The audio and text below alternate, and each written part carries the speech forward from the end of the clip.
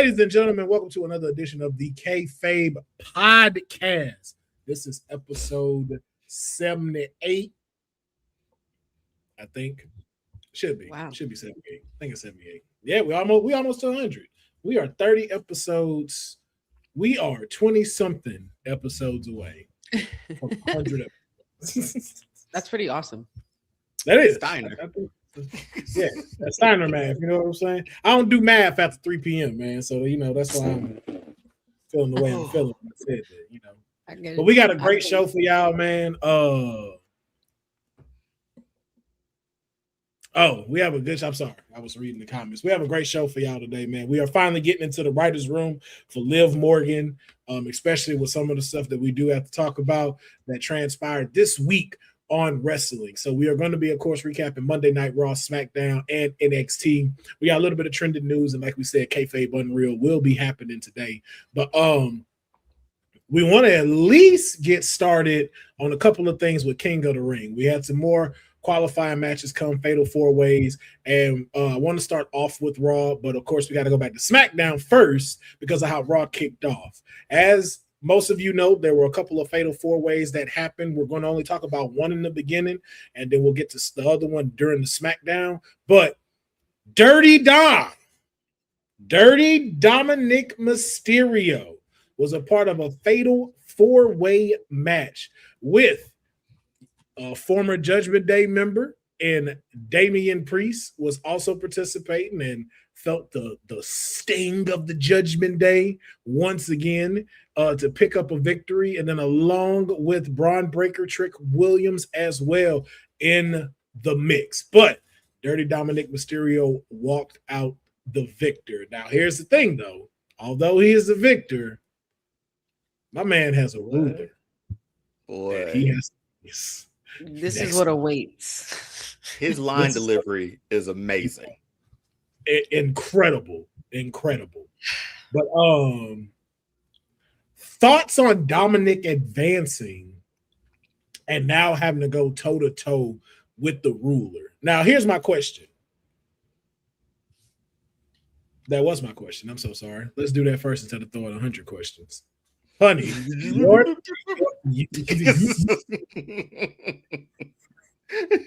wow, rewinding.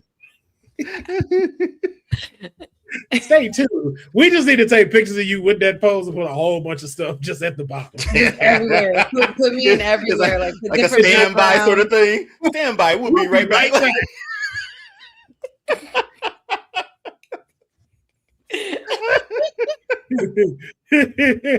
Just have us spin. Commercial break. Do another one jingle playing in the background. Oh God. But Dion, man, let's start with you, man. Thoughts on this semifinals match? Oba, Dominic.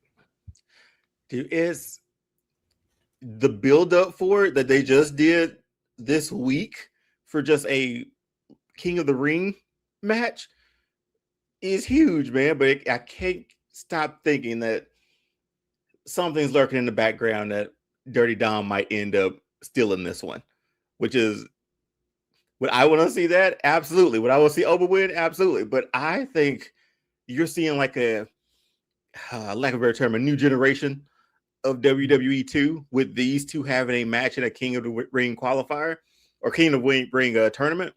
Dude, I'm here for it because Oba, that line, like we know Rey Mysterio's your father, but I'm your daddy. Like I was like, you know what, Oba, you win tonight, man. Promo of the night, right there, sweet, straight to the point. And then Dom's a great heel too, man. Like he'll still get cheered and booed here and there, but you put Oba with a heel like Dom, who I don't know, might have a wrench in the shoe or something like that. That sort of evens the playing field. It should be a really good match. Honestly, I'm looking forward to it. But that whole Brock Lesnar thing is still in the back of my mind too for Oba as well. Even though he did pick up the win most recently, but I'm here for it, man. Oba and Dom, two of the people who I know we like on this show, in a main spot. This whole segment was a smile on my face. I watched it with a smile on my face the entire time. Okay. Honey, now he brought up Brock Lesnar as well as Oba did in his promo as he addressed Paul Heyman. You have the honey pot predictions. Does Brock Lesnar interfere in the King of the Ring tournament for Obafemi? And then the follow-up question to that, where does he choose to strike if you are choosing yes? I thought about it. I would have to say yes, he does get involved, and I think it's probably going to happen immediately.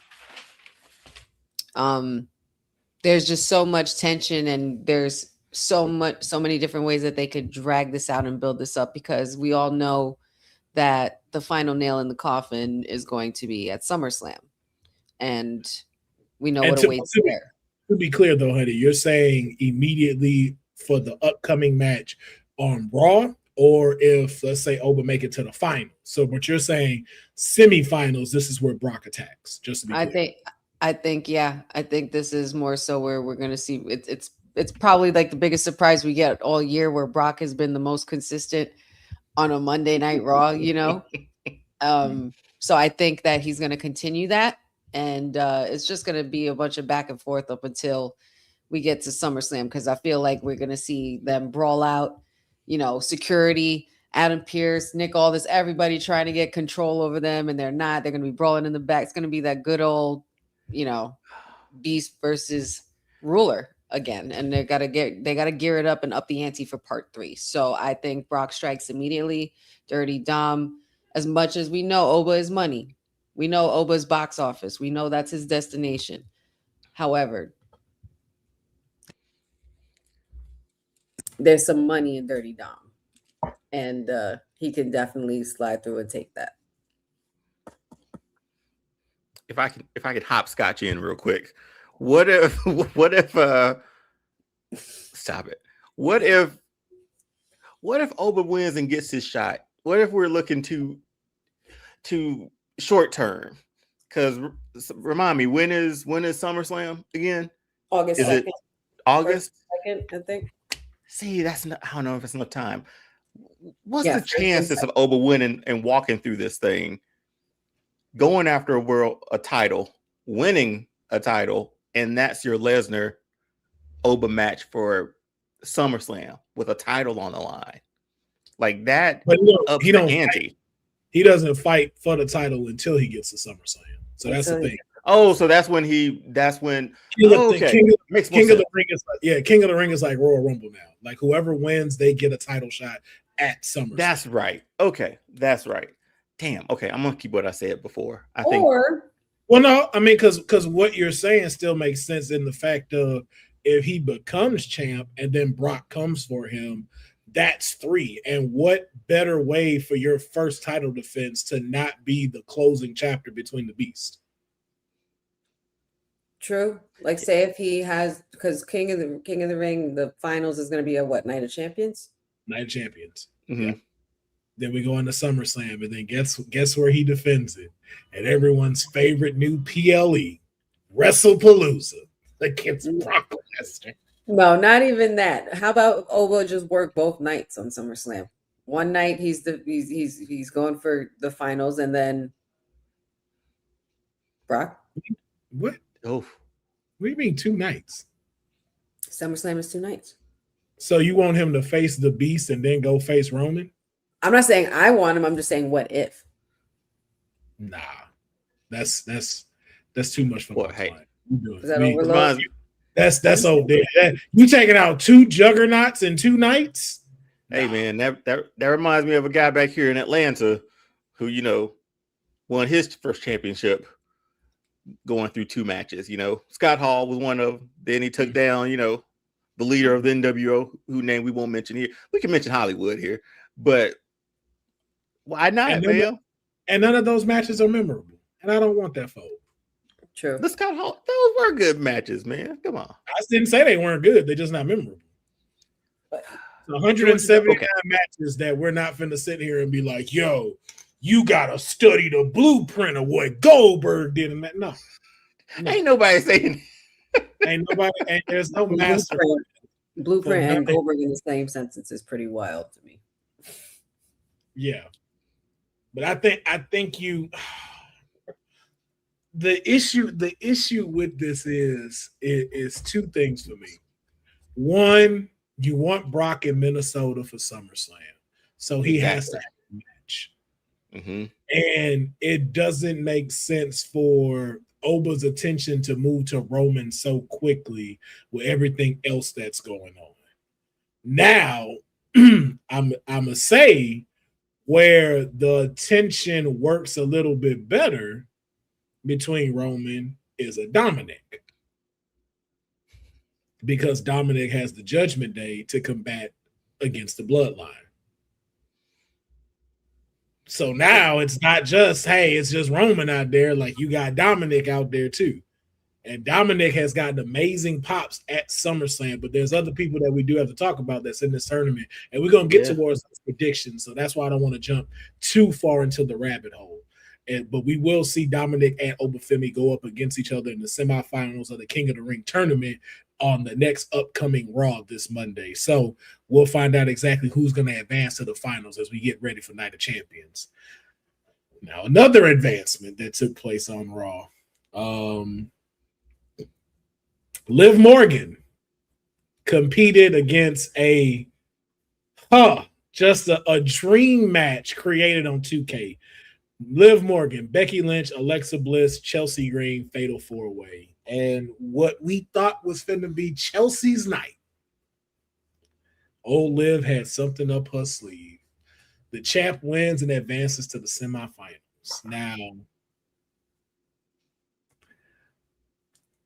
thoughts on how this is going.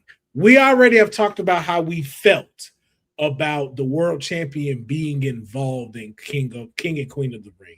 So I don't want to address that, but I want to address where you are right now with her actually advancing to the semifinals. I'm gonna let Honey get her thoughts together and let Dion go first again, because Honey, she got a lot to say. Why would you put her in this? And she's a champion. She has to win this thing, right? Like, I don't know. Like, it just feels odd that you have a champion in there, unless we're thinking more storyline than actual tournament for her. Because here's the picture. I just want to add this into your thought process. Yeah. Here's the picture that I've been starting to see. We don't have drafts no more, and a lot of people get to bounce back between shows now. We've seen that. Like, we saw Liv Morgan assist Dom on SmackDown. Right. So what that makes me see a lot more, even with Jacob going to Raw and facing Roman for the world title, Liv holding two belts and working both brands does not seem unrealistic anymore. And to have her as the champ versus Rhea Ripley as the champ at SummerSlam, and she has a win over Liv a Liv over Rhea at SummerSlam, books a pretty big ticket outside of Rhea versus Charlotte. You think that just because of both titles on the line? Well, it's just, you got to remember too, like, not just the both titles, it's the history between the two of them. Oh yeah. The thing is, you don't have the Liv Morgan you have today without Rhea Ripley. That is and true. If I'm going to be honest, and I know a lot of people are trying to debate me on this, you don't have the Rhea you have without Liv Morgan. It's no shade. Both of them are the jokers to each other's Batman. You do not have one without the other. Like, when I seen her, finally breaking up the whole Riho thing and her walking off, and you saw Liv just sitting there on one of the trunks and stuff like that with her title, it shows you, it's like, hey, a lot of people don't want to talk about it, but that's Seth and Roman. They're one of the few women on the roster that have like history. Like, that you have your Bailey, Becky, Charlotte's, but that is your Seth and that is your Roman. Because at the end of the day, those are the two that are holding the pillars of everything. They're the new generation. Remember, Liv's been here, but her arrival didn't come out until Rhea came. And both of them have been on next to one another as they've rose. Like again, Rhea's had her time where she's dominated, she's done her thing, and Liv has been right behind it. Mm-hmm. Keeping That's right gonna up. be interesting because I never even thought about, because I saw her in it and I'm like, man, like, would they let her win it? And then, like you said, there's no more guardrails on moving from shows to shows. That does open up a chance for her to go after that other title too, or make a bigger match for it. It's just an interesting concept because I don't remember any other time a champion's been in a tournament for a title shot like this. You know what I mean? Because usually the tournament is to get to the title. To get to that person. Yeah, to get to that person. Mm-hmm. But I hope it sort of weaves into like their Justice League, good grief, their Judgment Day storyline a little bit too with Raquel and Roxanne. Know what happened with her and everything, but I don't know. I'm interested in seeing it now. Will, you've put that in my head to be like, I gotta sell 2 nights of SummerSlam. Mm-hmm. I'm gonna sell 2 nights of SummerSlam. Yeah, and to be honest with you, like I know Sindel wants Io versus Rhea don't sell. I'm sorry, I don't want to see that. I think that's a waste of Io's time. Everybody would rather see them together than see them face each other. And what looks But good on again, the poster too, right? I've already seen that match. Right. We saw that at Evolution. Like I saw it at WrestleMania previously. NXT also. I don't need to see it again so fast. Yeah, I was about to say, like, yeah, it's really quickly. It's quicker than our last Liv and Rhea match. Yeah. And does Liv versus Io sell? But remember, we did that before, and we did that at Saturday night's main event. And y'all haven't given us nothing that makes that go, okay, this is the big ticket sale for SummerSlam. Io versus Liv. Like, we haven't seen these people interact. There's no beef between these two people. And if we're really being honest, there's not a lot of, this is no shade to Liv, but there's a huge gap in wrestling prowess between the two of them. Like, Io is the best wrestler in the world. Liv is a great wrestler. She has an incredible personality for a superstar, but we know what's gonna happen in that ring. Io gonna dog walk her. Unless shenanigans happen, and that's how you get the title. So it just doesn't give off as much interest with Io being queen of the ring. And because they didn't nerfed her so bad to where it's like, we're not really seeing too much or a change in what she's doing. Because I know in the promo she promoted that, like, Asuka gave her the reins in this. But we haven't seen, like, what did that do to you? Like, how did that change you? Like, okay, you gotta win over Sol Ruka. That's great. But what did that advance you to? Like, where is Io Super Saiyan 2 now that you got that? Right. We ain't seen that activate. And we're a month and a half from SummerSlam. And then Stephanie Vaquer is supposed to be coming back. So then it's like you have that in the middle. Yeah, she's sort of boxed out of it. Io at the moment. Like, she's, especially if Stephanie's on her way back. Mm-hmm. But it's interesting though, but we're gonna talk about that in the prediction part because there's something else to be noticed in here. But what it is I want it to be, I don't consider it to be lazy writing. I just think there's an opening with a lot of potential of what they're doing with Liv that I don't think a lot of people are catching. And it'll make a lot more sense when you see the bracket now and as we're getting to who's the last person in the semifinals for the women. But we're going to talk about it in just a little bit as we still go through our recaps for Monday Night Raw. For some reason, this is still happening. I don't know why. What are we talking about here? What do you mean still happening? For some reason, there's this beef between Jay and LA that versus we've been wanting this, but we don't want it no more. It's too late though. A little bit. It's a little too late. Like, it's like when they were both at their peak, she was like, nah, we don't want to do it. Now both of these people are sideline players, and you're like, Yeet versus let's push that. No, you fuckheads, no. I don't want to see less version of Jay and not push the LA Knight now try to do something. First time we seen Yeaton come back in months. Firstly. First time we in months. In months. So my question is, why are we wasting two incredible talents? Go ahead, Dion. They're bracketed to face each other, right? Yep, they will be facing each other this Friday on SmackDown.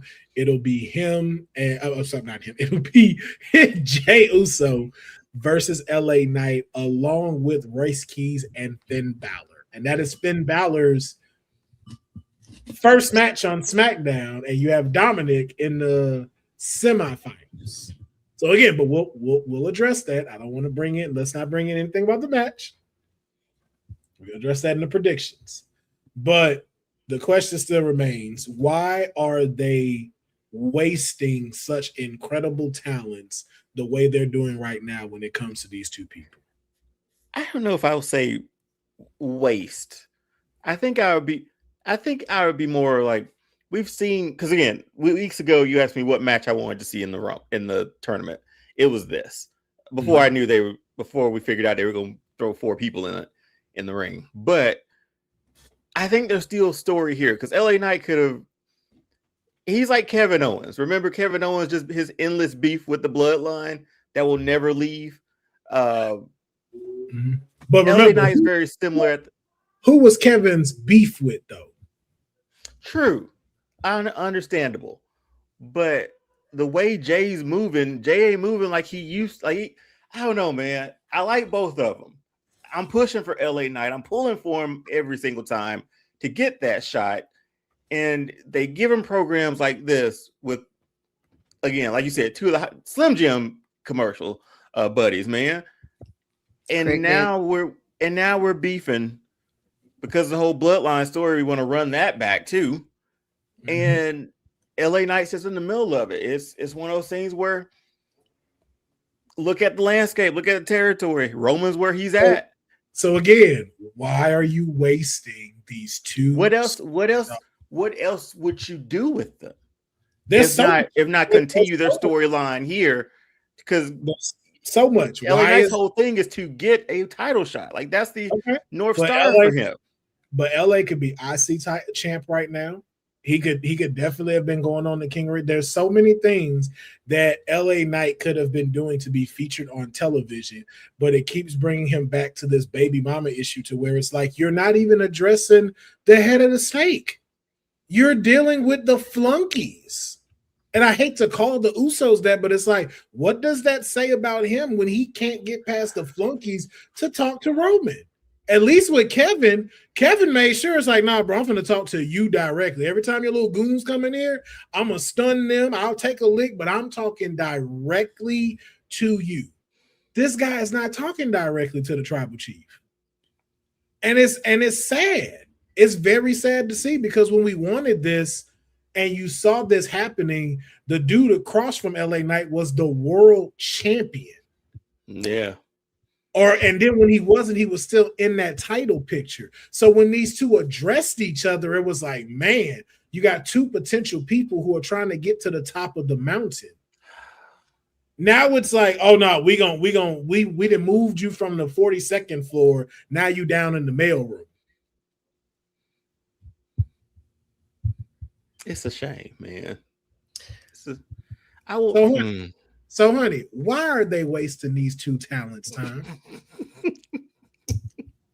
Because they have no idea what they're doing, and they're just trying to find ways to give these guys something to do. When, I mean, I'm not sure what more you can do when you have somebody who literally has main event in his name, who literally was a world heavyweight champion a year ago. And then you have LA Knight. What was you speak of when he, ran up on Roman? That you guys want to know how long ago that was? That was November 4th of 2023. They're one-on-one at Crown Jewel. That was 3 years ago. Going on 3 years ago. And LA Knight has it. I don't think I've seen LA Knight in a title picture since. Yeah, and Logan Paul had 4. You know, LA Knight's last one was what? Rumble 2 years ago? Tampa? Rumble. Was it Rumble? What did he fight? Four-way match. Was that the 4-way? It was a 4-way with AJ Styles and Randy. AJ Styles and so that was Royal Rumble Tampa. Right, but that was a fatal 4-way. But we're talking one-on-one. Like, being in the main event picture. Since 2023, we really haven't seen LA Knight go anywhere. And it might not be his fault. It might be his fault. You could blame it on the rope paint. You could not blame it on the rope paint. You could blame it on creative, and then the whole thing with the curious case of Jey Uso, it leaves room to question why they would be wasting talent. I'm not sure why. I don't know why they would. These two guys we've obviously seen they both have the capability to be top guys. Mm-hmm. Why aren't they there yet? Well, one's climbed the mountaintop before, so it's just the other guy. And how quickly did he fall off? 60 something days later. How does Jacob get a title shot before you do? How do you never get a rematch for your title? How do you not get a rematch with CM Punk for Jey Uso? Oh, wait, because CM Punk don't want to work with Jey because his moves weren't as crisp. I'm like, I know the dude who doesn't drop on his knees for someone to fall on him to pick them up and get a GTS. Is that true? Yeah. Now you remember the time where he like checked Jey during the match? That neck breaker gone wrong. Yeah, like he checked like that wasn't the first move that went wrong. Mm-hmm.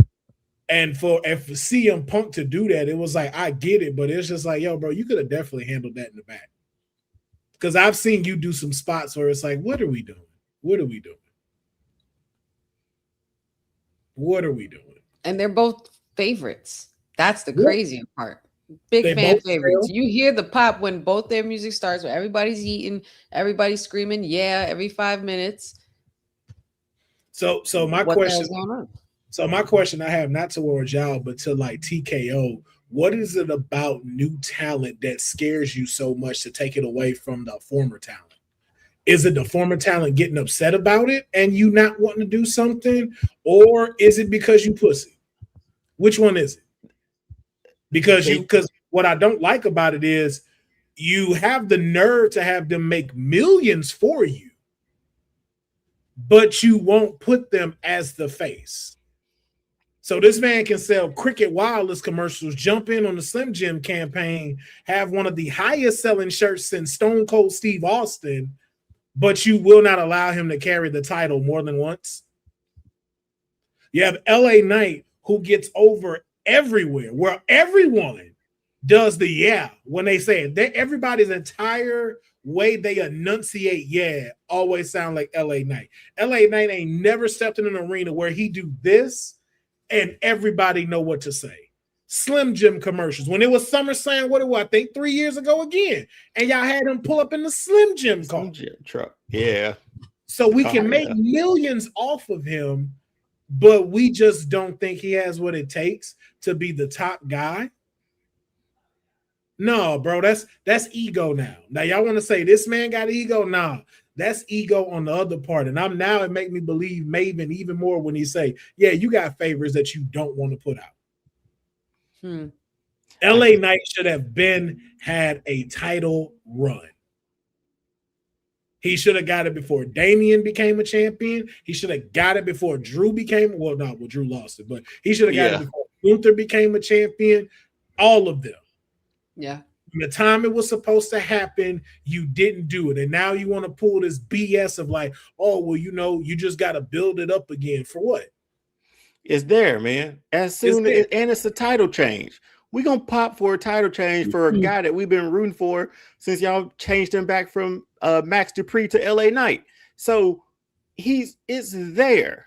It's easy. But here's the thing I think too, Will. TKOW, whoever you want to say, they look at like the faces who they have now as like sure things, like guarantees.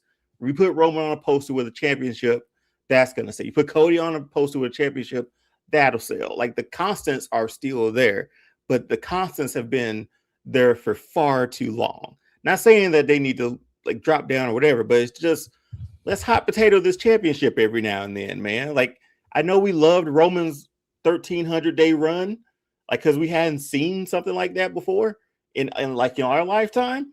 Mm-hmm. But at the same time, that's done with. You had the story in there. We don't need to run that back.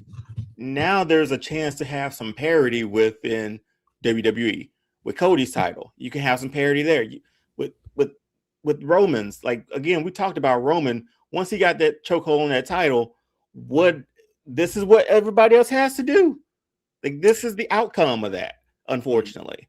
And TKO sees him as like, again, he's a face. He's gonna sell tickets. He's gonna sell out houses. People are gonna pay hundreds and thousands of dollars to meet and greet with him.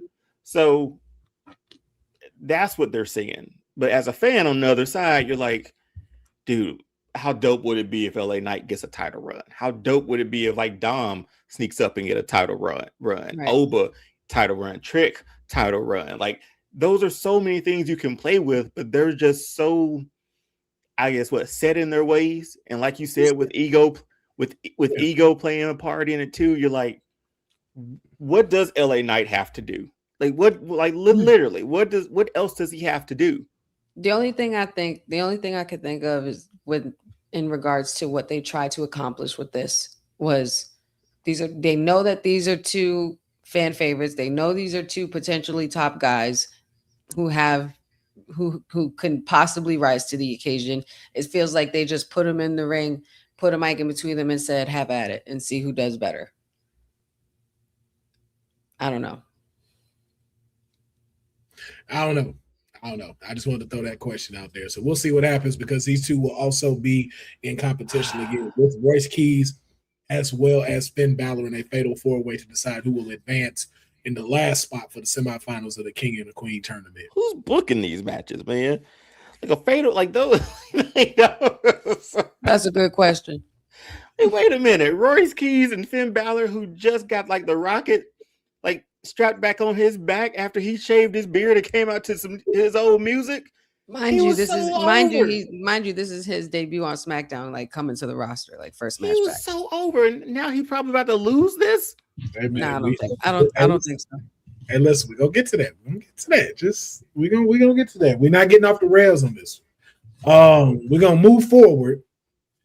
The IC title is on the line against when Penta defended the IC title against a deadbeat ass luchador, Rey Mysterio, which is supposed to be a match everybody wanted to see. I wasn't a part of that group. I don't remember having a meeting about that, but apparently this is the match everybody wanted to see. The so-called greatest luchador, which don't make sense because Dom is. So I don't know why they call him that, but you know, Ray for some reason just can't let his child shine. Went up against Penta, of course, lost because he's a deadbeat. And then the greatest thing to happen, because this is karma. This is what happens when you a deadbeat. The laws run up on you, take your identity from you. Ethan Page did. This was so interesting, man. Calm down. Pay that child support. Treat your son right. But then we also had an interference from Gable come in, man. Gable making his return to Monday Night Raw, being able to assist the luchadors and as well do his apology tour to a lot of the luchadors that he did disrespect with the El Grande Americano gimmick and trying to go on the redemption run. But what I want to know, outside of thoughts on the match, though, with everything we're seeing here, like, paint me the picture of like what's happening. Like, first thing I want to know, what is Gable's next move? We've seen he's done a lot of the apology. I think they said he has one more person he has to apologize to that I think Ray hinted at. Who do y'all think that is? Is it a person from the Luchadors or is it Alpha Academy that he's addressing? Like, who is this other person or this other group? I don't know, because I don't know. He said you have someone else that you know who else you have to apologize to. So who could he mean by that? Who else is remaining? It would have to be Otis, Tozawa, and Maxine. No, this technically kind of spiral. It's kind of, how he found El Grande Americano, the whole mask thing, and dove into the dark arts of the lucha libre. It kind of started when he was spiraling out of control with the people that stood by him on that journey, and he kind of turned his back on them. So I would assume it would have to be Otis, Tozawa, and Maxine. Okay. Dion? Otis is a strong candidate because that was his number one guy, man. That was his number one guy. But I don't know, like Dom Ray wouldn't have told him to apologize to Dom. Dom was the one who started. He gave him that number. But that's the only one that makes sense. I'm trying to think about the people he disrespected for about a year, man. And I think he's covered everybody. But Otis would be the one because they were tight, man. Like they're true friends too. So that's the thing. So there may be something there where we can get Otis back in the spotlight a little bit with that one too. I think Otis. Right off the top of my head, I think that's all I got. I think Otis. But if I'm being honest, when it comes to like the whole, like apologizing to Maxine, Tozawa, and Otis, I get it. I just got to be honest. Okay, I'm gonna let you finish. Go ahead. Don't apologize. Don't apologize to them. Do not apologize to them. You left for a reason. Motherfuckers weak. They holding you back, Gable. You was right. They were holding you back. Look at them. Ever since he left, they still ain't done nothing. No. Maxine stopped messing with them and became IC champ. Started messing with them again. You ain't seen it except messing with Austin Theory in the back. Useless. You left them for a reason, Gable. Do not backpedal. That was the best decision you could have made. What? Could you imagine? Because Chad Gable was a baby face right now, right? Could you imagine, like, if this was all for nothing again? Like, all of his apologies were just to, like, do it again and become Intercontinental Champion? Like, that sort of thing? Like, think about that switch to going right back to booing him. I get that. The only problem I don't like about that is what is the big payoff for that? Because we got the big one. Yeah, we got the big one. And so the biggest thing you see now is that Chad knows how to perform in the ring. Like, that's what we got back. Like, he never lost that, in my opinion. Yeah. That's what we get back. We get back him being this guy.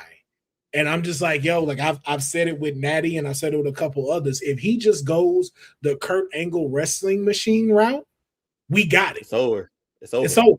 Now you put that towards a Penta and Penta dropped that title to him, we got something. Just like how we had, like I said, like with what we see cooking up here, we have Rusev and Ethan Page involved in these shenanigans, along with like a Dragon Lee and a Rey Phoenix. Now, of course, I know we're gonna have a few tag team spots we're gonna get between these two, but it's like, hey, give me a fatal four-way for the number one contendership between Chad, Ethan, Rusev, and Dragon. Oh my God, stop it. Where Chad advances, now we got a story continuing to brew with this. A whole redemption arc. Yeah, but now too, it doesn't even have to be necessary. Like, because to me, I don't even look at it as a redemption arc. I look at it as a reset for Chad. Like, I look at it to where it's like, yo, Chad really got a chance to just be him. It's like, hey, man, listen, I'm not going to stop until I accomplish this. I have everything I need. Luchador taught me anything. It taught me I have everything I need to succeed in this. And just like how Mexico would not let me give up, I'm not going to give up until I become the Intercontinental Champion. And then imagine they defend that title at Triple Mania. For the first time in AAA history, a WWE title is on the line. You want to talk about must see? That would be it. And Chad win at Triple Mania after the run he just had. Oh, and all the luchadors that he screwed over come out and give him some respect and shake his hand. Oh, that would be great. That's giving back.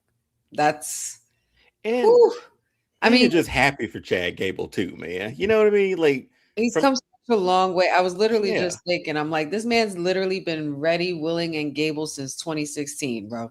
Mhm. it's been that long. Oh Yes. my god. Gable's Remember a vet, 10-year vet, towel. man. 2015, excuse me, NXT 2015, but came up Mhm. later on, like not shortly after. Yeah. Remember the Shorty G era, and he survived that. They had that man in a basketball uniform. But it wasn't until Otis, till he was revived again in his own way, reinvented himself, starting. So maybe Otis is the one he needs to apologize to. But I'm here for this, the Ethan thing. I had to just put that in there, but I'm here for Ethan. Ain't nobody come to see you, Otis. Hey man, they were a fun tag team when they were tagging, man. They were But I don't want to the see whole that. shoosh thing, the shoosh. I don't want none of had that. me I don't going. want none of that. But see, the thing, he doesn't have to. He doesn't have to go back to that. He could just Just has to apologize, That's and it. he could be done with For it. what? But again, what we apologizing about? He turned on his number one guy. Otis was his number one guy, He man. was his muscle. He was helping him do Okay, shit. but Otis wasn't listening. Otis wasn't paying attention. Like, yo, like, what we talking about? Like, yo, like, Otis sitting here and got the other people to Gable was bitching out Otis and slapping him in the face. listen, A grown ass man. This all I know. In Kill Bill, when old girl didn't pay attention, she got her eye snatched out. Didn't nobody get mad at old boy for snatching her eye out. She's like, yeah, that's what she get for not paying attention. Now, because Gable being a little hard on them, trying to get them to where they need to be, that ruthless aggression. Now he need to apologize. That's that Gen Alpha shit that y'all be trying to do that I ain't at. Stop it. No, Oh my god. no, dead weight. Ain't no who outside of Maxine has Tozawa won a title? No. Have they won the tag team championships since No. Gable left to prove that their stuff is better without him? No. Oh, that's right. They did a Papa John's pizza commercial where he like, oh yeah, I like cheese pizza. Okay, what is he apologizing for? Chad, you better not backpedal and go apologize to them people. You better stand 10 toes down. I said what the fuck I said about y'all. And I'm not changing. Get better. Like I'm going to do. Get better. Side note, can we put back the ego in the song, please? Man, Def Rebel don't want to hear that from us, man. Def Rebel don't, like, he ain't paying attention. I asked several times, man. Like, I don't know why we took that out. Stupid. Because I was betrayed. over and allowed Otis to get his spotlight. I've like, as a grown man to get tossed across the ring, I don't think that went over as spotlight the way y'all wanted to. I was glad to see Otis as I brought it up. You notice I haven't brought up Otis anymore after that, though. Ever since It's so true. Wednesday. It's That so shit true. disappeared. I ain't never come back with, man, you know who we needed King of the Ring? Otis. Like, no. He was just No. it's not that we needed Otis went over. We was just happy to see Otis. Like, oh, there you are. Yeah, All there right. you are. But ain't nobody sitting here like, you know what we need? That Otis run need to make a cut, need to finally come into fruition. No. You know, we need Otis and segments. That's it. Stop That's it. all we're gonna get. Listen, I know we tried it before, but we're gonna go for it again. Otis, money in the bank. That's why we keep pushing it back. So everybody get ready for Otis. Fuck out of here. No. Don't nobody care. Nobody care. Chad, don't you fucking backpedal on none of that. All right. That's all I know. But congratulations to Penta on remaining the IC champion. Deadbeats never win, so that's what I'm glad to that match. And then we had another advancement in the King of the Ring tournament. We had another fatal four-way, which was shockingly the main event, not a segment. We had a main event match, y'all. We had a main event match, y'all. Seth Rollins, Devon Evans versus that Tonga boy and Ricky Saints. Tonga boy. I ain't calling him by that name. I don't know what name he go by no more. I'm not calling I him call him Big Tonga. That's all I'm calling him. that Tonga boy, that tall one, that tree. Fatal 4-way match, what we thought would be Rollins advancing into the semifinals, was thwarted by Braun Breaker and I guess the Vision, which whatever it is, and Montez Ford now helping Seth, even though he don't mess with Seth, and D'Angelo was out as well. Yeah, but none of us ever thought or addressed King Evans,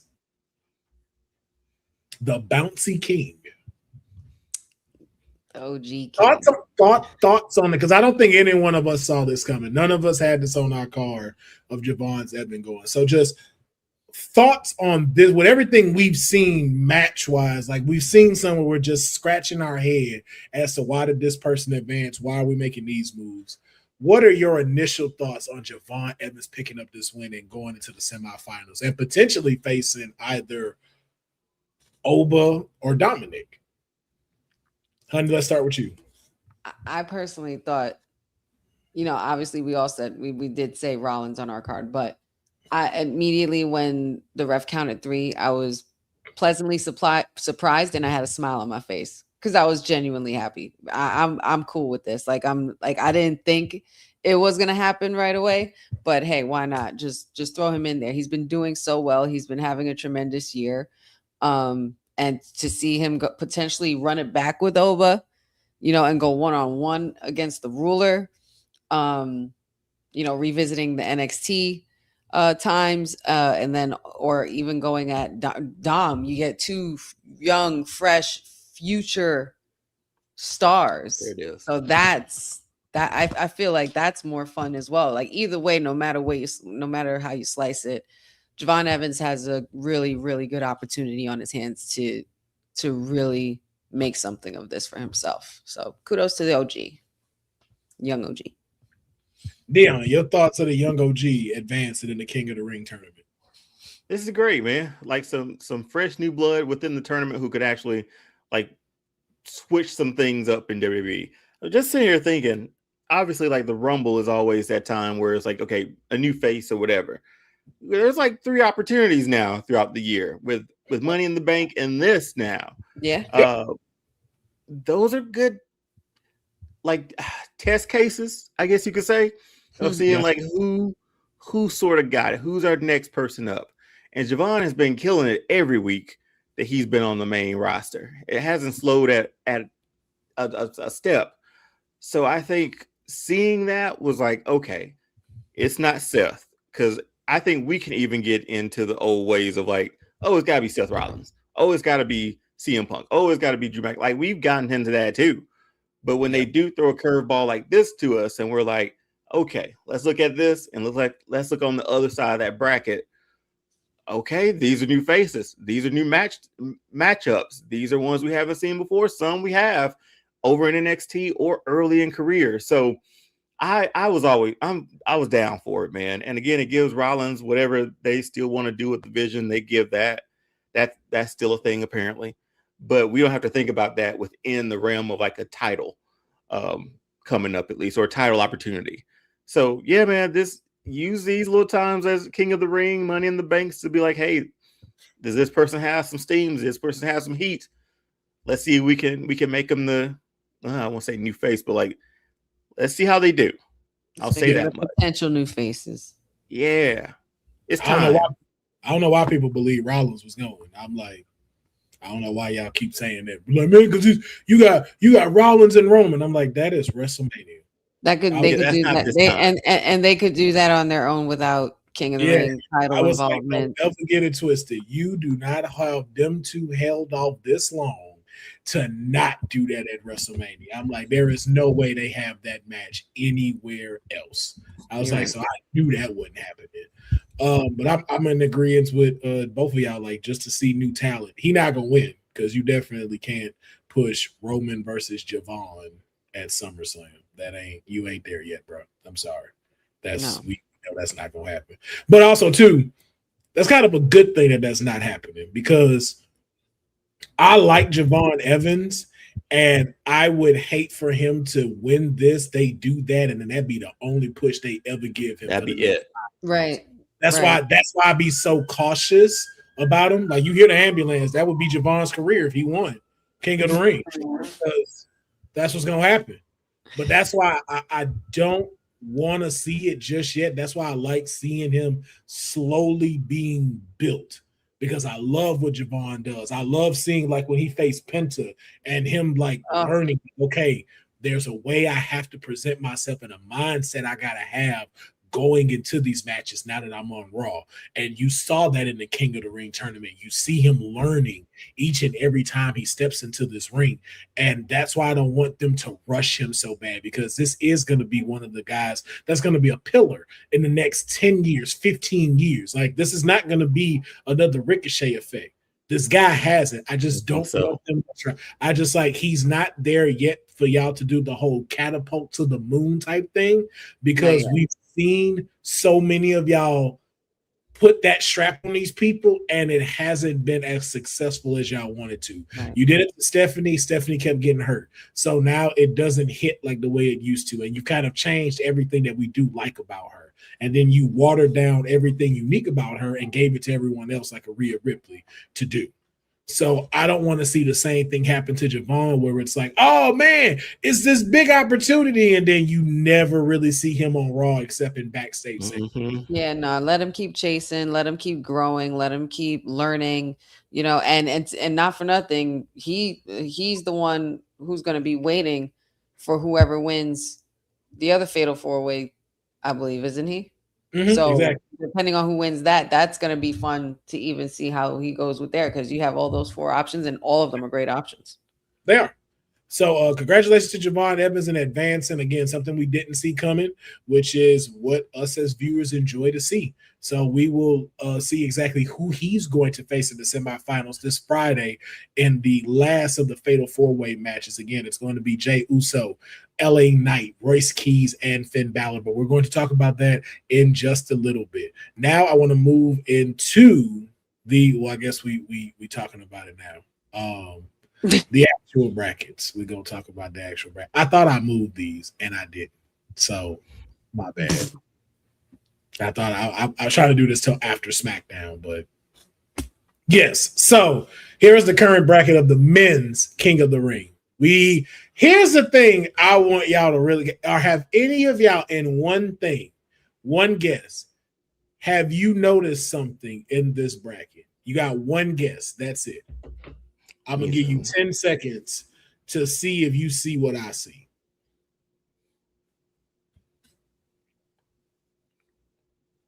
They're about to be all Raw. We have 3 Raw contestants in this match. The Fatal 4-Way is Jey, LA, Royce, Finn. And they have to go. Do they pick which title they want, or they go for Roman? I think it's depending on the brand that they're on. Yeah, it depends on the brand. So if it's red brand is Roman, blue is Cody. I think that's the difference from the Royal Rumble to the King of the Ring. You go where your respective brand is. So this is gonna be a Roman match. Yeah, Roman's whoever this is. Want to know why? Because there's no one to face Cody, but we're gonna get into that in a little bit. But in this, let's start off here. No, we're gonna get to that. Not yet. I guess you're right. There's nobody on SmackDown that is fitting to be in this that they had him here that will sell the ticket for that. There's not. I'm sorry. Oh well, that's upsetting. Yeah, Trick Williams ain't ready yet for it to be him versus Cody. That's too quick. If we just being honest, and y'all both know that's too quick. Yeah. The emotional side of it. Solo Sikoa is not a selling ticket. Hayes is not a selling ticket. Priest is not a selling ticket. Saint is not a selling ticket. That Tonga boy for damn sure ain't a selling ticket right now to go up against Cody and the stature that they have him at. Not to say none of these people will not be future champions. Just where you have him, he's at Super Cody. None of them are ready for Super Cody. Well, what Boza just said was very interesting. Have we seen Nightmare versus Demon at all? No, I don't think we've had Cody versus Finn at all. outside of tag team stuff. I know we had AJ versus Finn. I'm almost positive we had Cody and Finn some kind of way. Almost. The ones I could be wrong, but I distinctly remember tag team matches that they've had. Tag team battles, yeah. Singles competition. They clashed for the World Heavyweight title. Tournament match. It was a tournament match. Okay, yeah, that's what it was. Yeah, okay, so we haven't seen it with that. But that's again, the only thing that would have money because of their Bullet Club history. Yeah, but if you look at where everything else is, so let's start this fatal 4-way first. Jey Uso, LA Knight, Royce Keys, Finn Balor. Who's the first one you can eliminate out of this? Like straight up, like, hey, we know this person ain't going. Unfortunately, I think it might be Royce Keys. I think for me, I think it might be LA Knight. Dang, even Boza said LA Knight. Because I have an argument that Royce Keys could win this.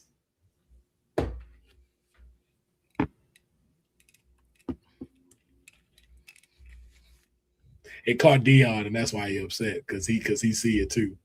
You see it. You see that, especially with the way this tournament been going.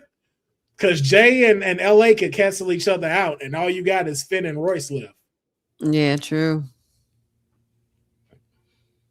And the only way I see Royce losing is if Tala interfered. The whole Timu bloodline solo and them because they're trying to recruit him and he keeps telling them no. So, yeah. But also too, I can see them screwing everybody and getting Royce to win and be like, remember who helped you out with this. Yeah. Remember? So we trying to say this could potentially be just Javon and Dom then. Well, I'm asking because the thing is, like with this particular fatal 4-way, and then another one we're gonna talk about in the Queen of the Ring. None of these men can really afford to lose. The lowest one in that bracket that can't afford it is Royce, to be honest. Royce is the only one where it's like, okay, if you lose, you're okay, but you also can't another pin. You can't eat 2 pins in a row. Like Tyler got you last week. I can't see you take another pin. But all of these people have too many implications to where it's like, yo, this would vastly hurt their career if they lost. But with where all 4 of their storylines are, which one has the most to advance in this that makes sense? I know y'all don't want to say it, but you know who it is.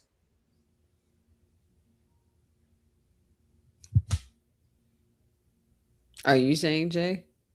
You know it's going to be Jey Uso.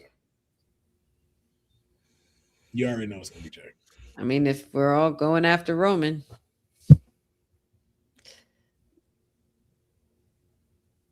Oh, and you know what? I have to take that back now. You do get to choose who you want for King of the Ring. You do? Yeah, because remember, Roman said that. Roman told him go get the other one. Yeah, and Jay said, when I win King of the Ring, I'm going to go challenge Cody. Just like how and not for nothing, that makes me think that he's not challenging Cody in the first place because you don't just openly come out and say that. And then that's what I forgot to mention, but we're going to get into that. But he did say that openly out loud. And I'm like, wait a minute, your former tag partner, you mean Cody Rhodes? Well, it's always been that there though. That story's always been there for that though. Like, and then there's a lot of leeway into these next couple of weeks of who Jay decides. Maybe he hasn't decided who he want to face. And then you start getting these conversations with Cody in his head, like, so you want to face me instead of face the person that dragged you through the mud? Like, no disrespecting your family, but is he really still the head of the table or is it you? Mm-hmm. So you see like where that starts.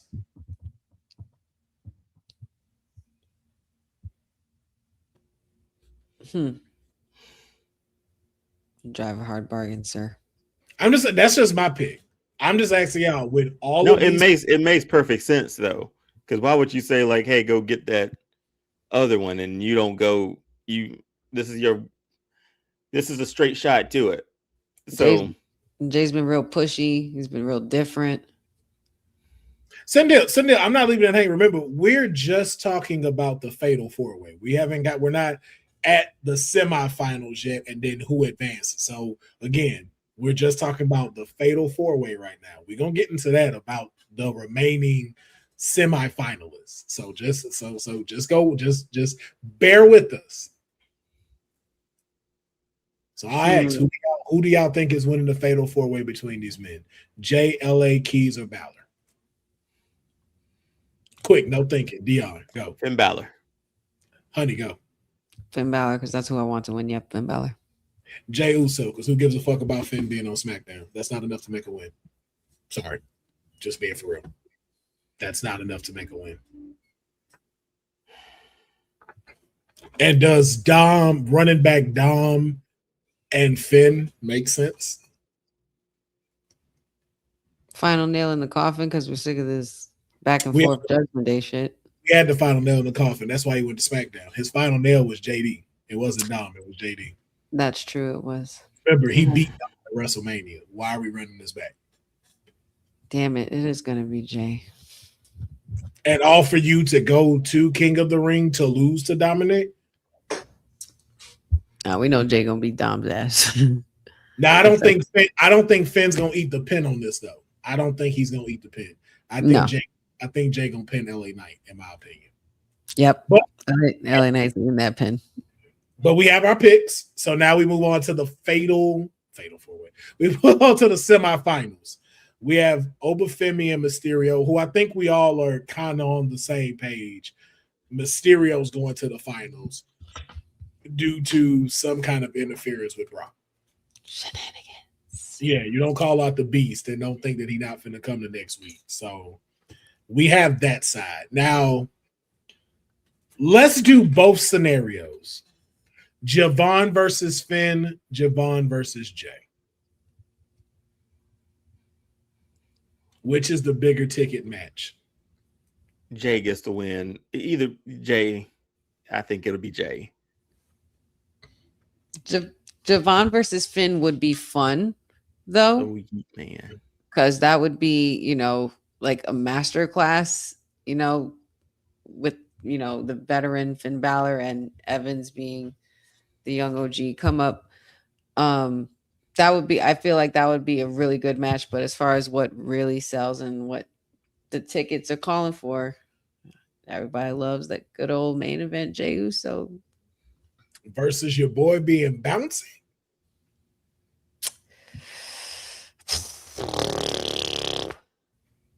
So which one are you really picking when you, because again, when you start to predict these type of things and you start moving in throughout the tournament, it gets a little harder.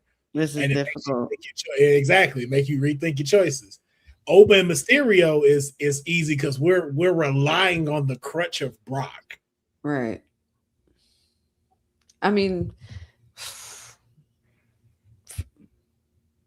I don't know. I mean, I still say Finn Balor because, for sake of an unexpected banger between them two. I don't know. And I don't think that's unrealistic, if I'm being honest with you, because again, it'd be different if this was happening at Night of Champions and then you do the finals at the end, but it's not.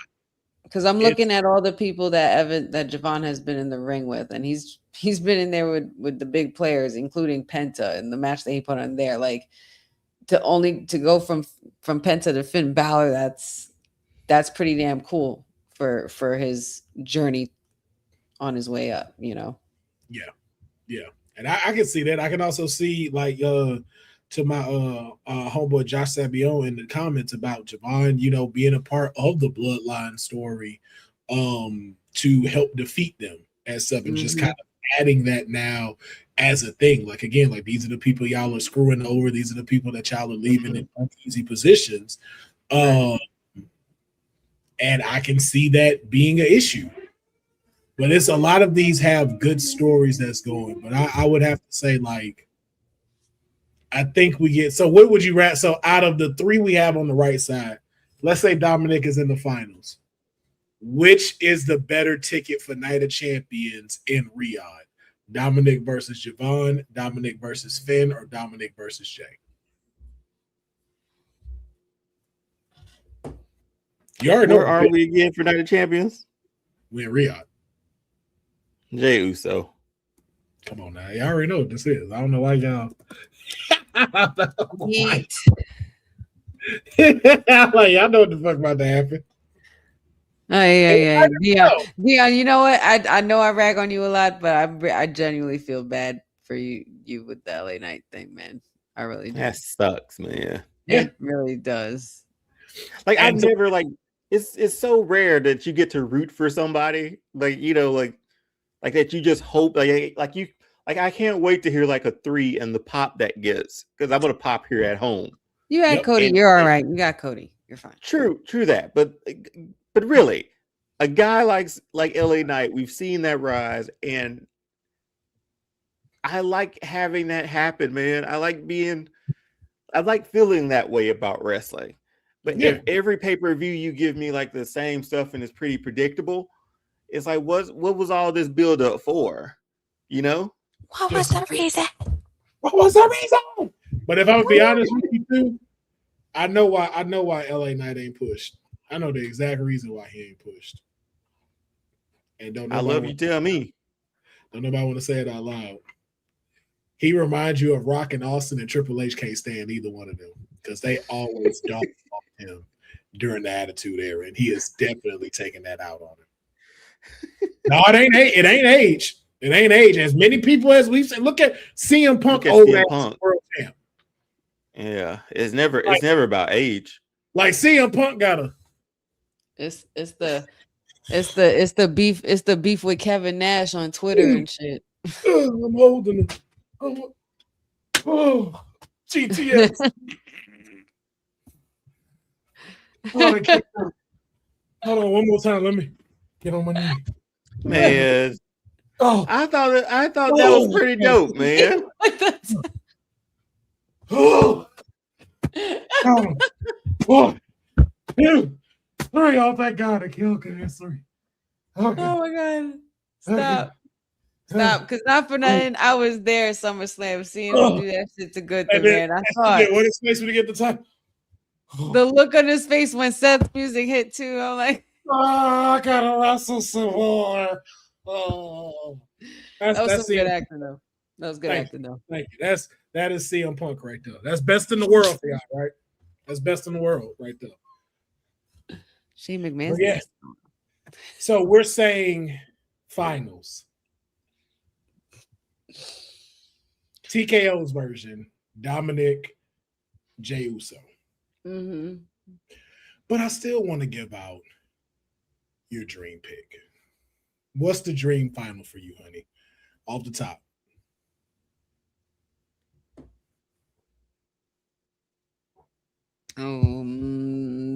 Yeah. Over Femi and Javon Evans.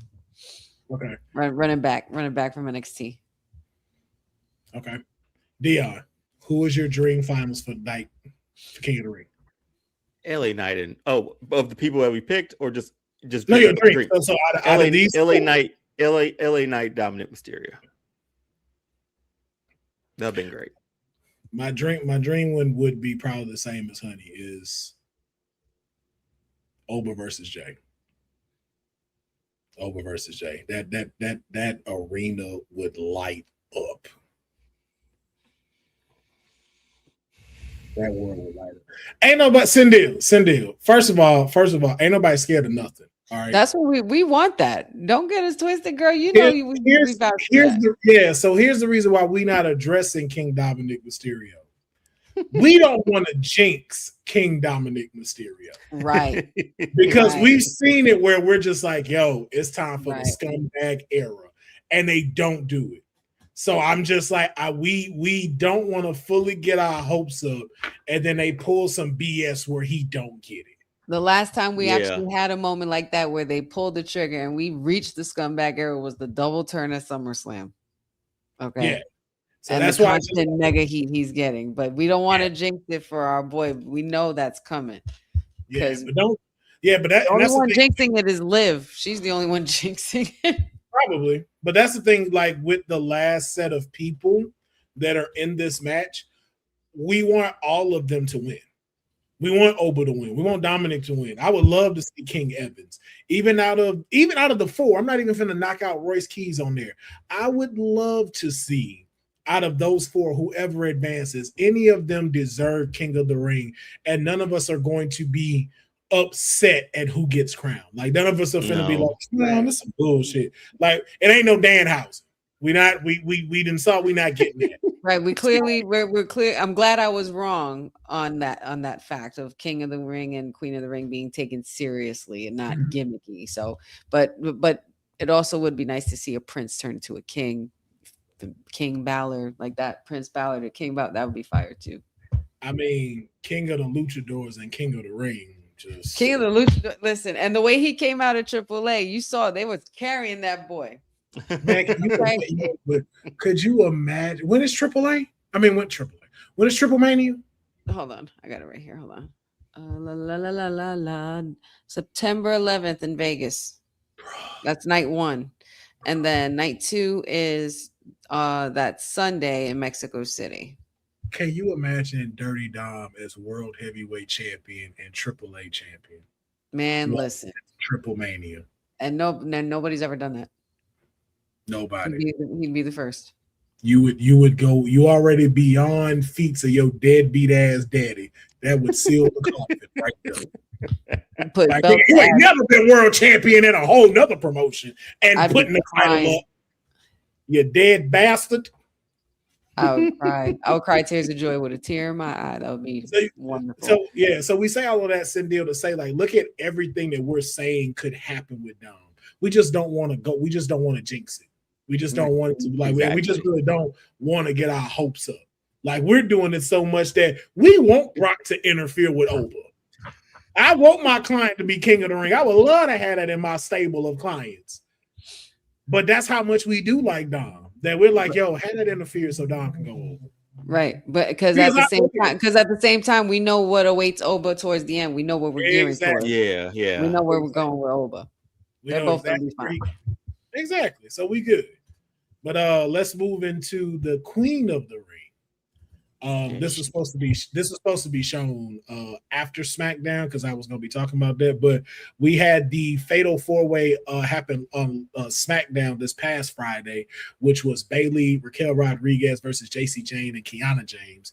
And we had Big Mommy Cool advance into the semifinals, and she will be going up against Io Sky, the Genius of the Sky, versus La Mas Roda. But we still have a Fatal 4-Way left that will be taking place on SmackDown this Friday. It's going to be Sol Ruka versus Lyra Valkyria versus Charlotte Flair versus Jade Cargill. Now, the question is, before we get into the semifinals, who wins this Fatal 4-Way match between them? And do you notice another thing that was happening in the men's? It's happening. It's all Raw again. Yeah.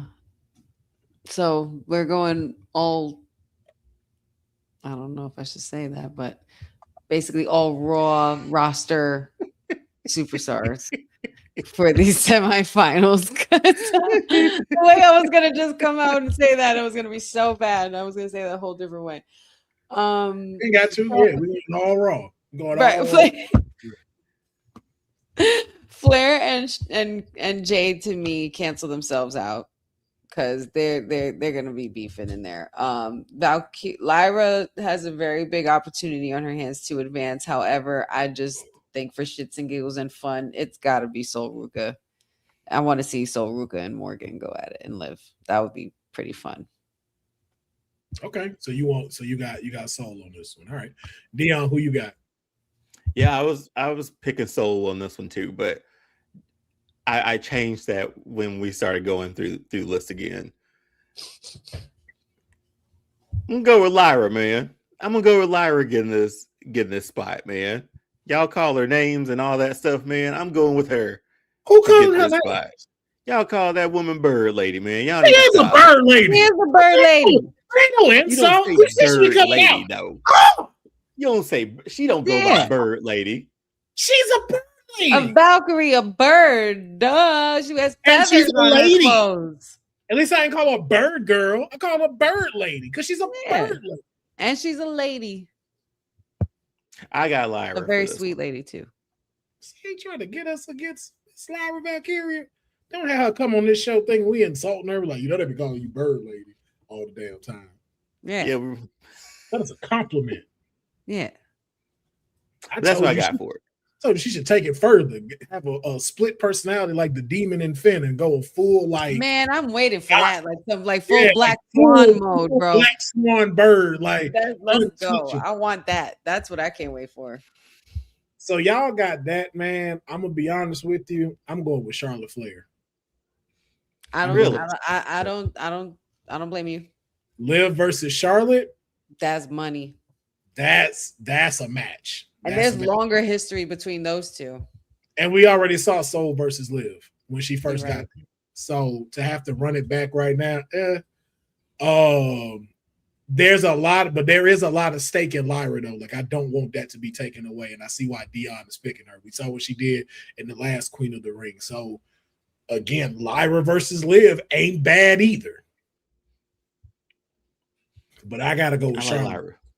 I'm going with Charlotte with the hopes that Lyra picks up a win. But my final choice is going to be Charlotte. Now, with these in the ring, let's start off on the right side. Io versus Raquel. Who wins? No thought process, nothing. Who you got? Honey. Raquel. Big mommy. Raquel. Big mommy. Hands down. And this match is going to be good because they put on a banger already before. You good, Neon? I'm good. He was like, fine, I got it. Okay. You set us up, man. I wasn't finished. I normally pick who, like, hold on, who you got? I was like, no thought process, just say who you got. Raquel. Like maybe I gave him a hot signal that he was like, yo, wow, I'm first, right? So out of Liv and Soul, Honey, who wins? Liv and Lyra, Dion.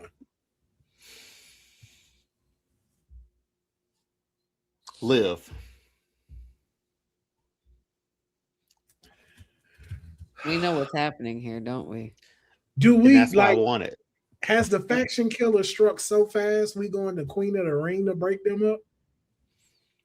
It's got to be something like to this magnitude, man. She's already got a title, and you in a tournament to go for another title when I don't have a title, and you're gonna force me to go get the other title. Yeah, after when I don't screwed me from the first time in the beginning of the year for the Rumble. So then let's walk through this then. Let's really walk. Finger poke of doom. That's what's gonna happen. Finger poke of doom. Finger poke of doom. Please God, no. Please God, no. Then you're taking this and you're turning it into shit. I thought about Raquel laying down for Liv and just taking it. I did think about that. Now I thought about the reverse. Liv laying down for Raquel, so Raquel can get a title shot. No. Liv ego too big for that. That's why I'm now curious on if you do Liv and Raquel, how do you make this make sense? Because one, you have to have them in the ring. Roxanne's the X Factor. How? Well, she was very upset about her loss. We saw how Liv reacted to that. And we see how she's pushing and trying to control everything.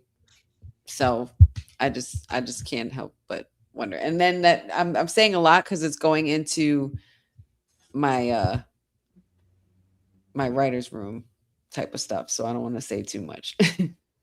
But yeah. Okay. I guess we'll save that for the writer's room then.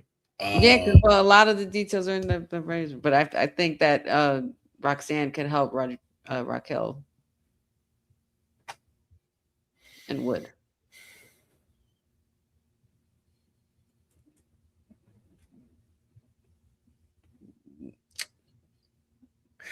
I don't think Liv wins this.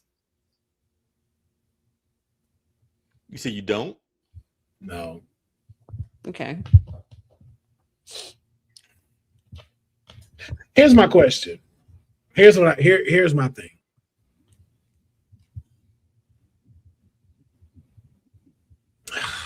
This is difficult. Because while I get it, I'm gonna be honest with you, none of that makes sense for them to break up right now. The break up Judgment Day, yeah. This ain't the spot for it. There's not enough time to promote it. There's not enough time to promote the betrayal, anything. So then that means either EO goes over. I hope EO don't go over. Not that I don't want EO to win. I just really want Raquel to win more. Yeah. And I get that it could be a start, but it's like, how do you start that? Oh, and you know what too though? No, you know what? I don't think Liv gonna win. I think Stephanie comes back, screws her over, and gets her kicked out the tournament. Say that again.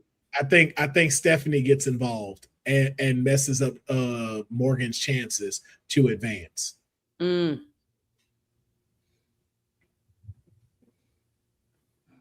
that's what they've been holding out on. And then you get Stephanie versus Liv at Night of Champions. Because you can't do Night of Champions and not have titles. Would not have a title online. Yeah. You're right. So while that story was great, it's just like, I just don't know if it's fully there for them to break up, if that makes sense. Because like, especially like if you wrestle each other already for that, and then it's like, now y'all got to kind of be in the room with each other again. Like, I don't know how you sell that. But now if you sell like Liv facing Stephanie at Night of Champions and then Raquel winning Queen of the Ring and Liv like trying to bait her into going to SmackDown to face to face Rhea, and then you get a Batista moment where it's like, and then the big boot to Liv, and then that's how Raquel go babyface. Now you got SummerSlam. See what I'm saying? Like doing it at Queen of the Ring it feel like it's a little too quick. Besides, we've never seen these two face each other in the ring outside of tag teams. Oh, you're right. And so for us all wanting to see that, them kind of getting screwed over on their stuff, I could see it. They should break up after Roxanne was Monday. Why does my client have to break up to win that? Can't she just win it? Quit trying to break up the Judgment Day. Stop being a faction killer like Honey. All right. Well, she's still around, man. She's still around for 2026. Okay. Let's let her take a break and wait till 2027.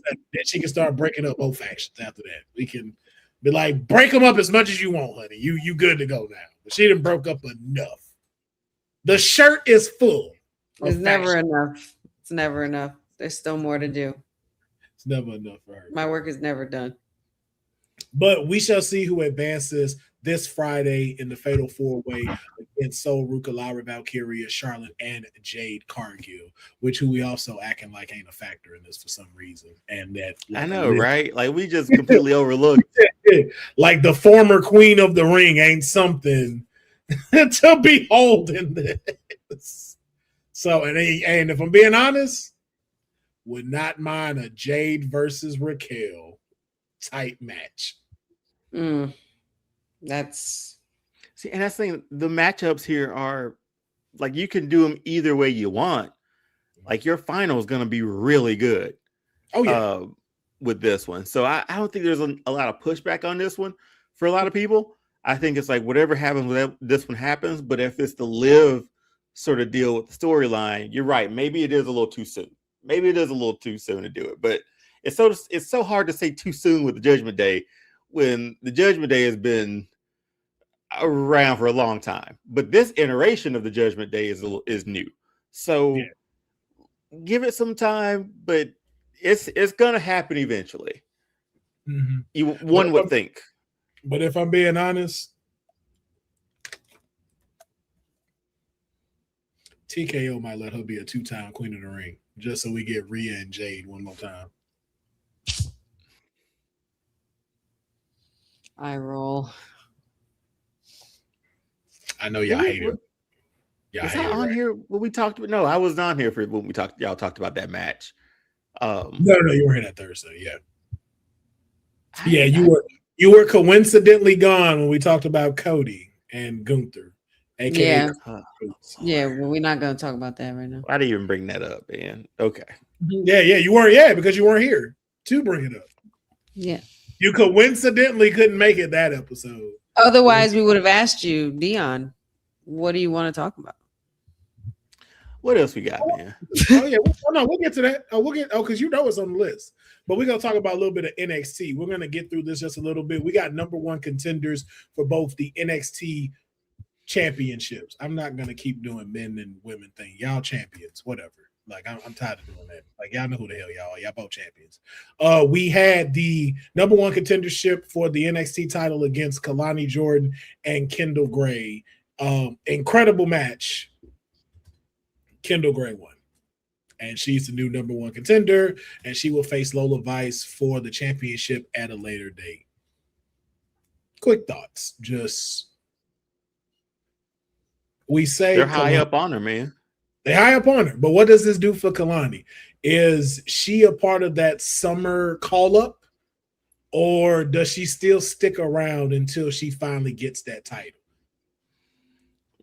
You talked about it weeks ago, man. Like, I was like, man, she's been there long enough. So what? She doesn't win the title. She's had a hell of an NXT career. It's time. Let's go ahead and move her up, because you see how people are doing now, who they moved up already, and it gives you more dancing partners on the main roster too. So, very true. Bring her on up, man. Bring her on up. I get it. I disagree though. I'm with Honey. I disagree. Would you rather eat a pin on Raw or on NXT, in a place where you've been for a very long time to try to win a championship? I'd rather eat a pin at NXT knowing I'm not ready. Like, you got to think about it. Like, I don't think she's ready. Well, think about it. Like, the people who have moved up have so much behind them. Sol Ruka is over with the crowd. Javon Evans worked his way properly to get over on the crowd. Even for a Fatal Influence, the heat that they have is just as much as we're seeing as far as a Sol Ruka and Javon Evans being cheered. Kalani is still in this shift of trying to find herself. She hasn't fully dove into the transformation like we got with Trick Williams or even a Carmelo. So you send her up now, it's to do what? Get put in the mid-card division? Because she has great in-ring capability, but still hasn't really necessarily gotten over with the crowd on if she's a baby face, is she an anti, or is she a heel? Yeah. And we didn't really get to see that with her as TNA champion as much as we wanted to. So it's like we need to see a chance where it's like, okay, what are you as a champion?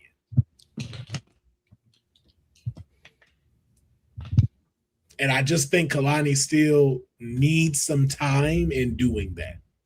Really? Okay. And even to Josh's point in the chats, he forgot Kalani was there. So now you put her on a main roster. She's sitting back there with Ivy now, waiting to get a shot. She's gonna get lost in the shuffle. She definitely will. And then the fact that Lola Vice is the one who is the champion right now gives Kalani more fuel, because that's where technically this new version of Kalani started, and she needs to get that title. And honestly, for another stat, we haven't had a black women's NXT champion since Ember Moon. Yeah, I think Kalani deserves to go for that NXT title. It's something Honey said last week. We need the her era. We need to see that. It has to happen here. It has to happen. Yeah. You have to have the same momentum your future husband had when he got here. Then you can move up, because again, like, this is someone that I'm like, I really want to see it come together for her, but I know she's still trying to find her footing as far as what her personality is, and that's the thing she just hasn't figured out. Like, what is it do I really want to be when it comes to this? And she hasn't found nothing that is fully like attached to the WWE universe, because we know what it's like when you're a face. It's very easy for you to get over. But it's like now the whole thing of just like trying to be like the little snobbish version of herself, like, none of you treated me right and stuff. It's like, we don't believe that. We don't believe that you. I need her to go full blown her mode, like the way Carmelo turned on turned on the whole division when they was booing the shit out of him when he turned on Trick Williams. Like, I need her to take people out. I need her to take people out. Yeah, I need you to get down and dirty. Like, I need you to take a lead pipe to the back of Kendall's knee and take her out for a few weeks. Like, hey, try to go get your title defense now, little one. But take your ass back to evolve. Change the music up. Bump, crank up the nozzle on the attitude, and just be make your attacks more vicious. Like, you're now showing like you're a good like you can tap folks out. Like, you could be a tap out queen. But like, let's show that. Like, that's why I say, like, I feel like she still needs time where she's at. I think she's okay because again, it's we can say she's fallen into the same footsteps as a JC Jane, and we have talked about that, where it's like, okay, is JC ever gone? Like, she'd have been here for years, but now look at how much patience to have for that has been a success for her now. She is one of the main talks on SmackDown. Like, how you get more airtime than Mia Yim and B-Fab? Yeah, man. You've pinned Charlotte Flair. You've faced the WWE Women's Champion, and you haven't even been on SmackDown for a month. That's the same things that can happen with Kalani Jordan if you're allowed to give her a title run and really showcase what she can be. But for right now, it's going to be Kendall Gray going up against the current champion, Lola Vice. So we'll see exactly how that occurs as this story progresses. And then these two dudes going to face the other NXT champion. And then it's Evil and Moonrock versus one another, and Evil won.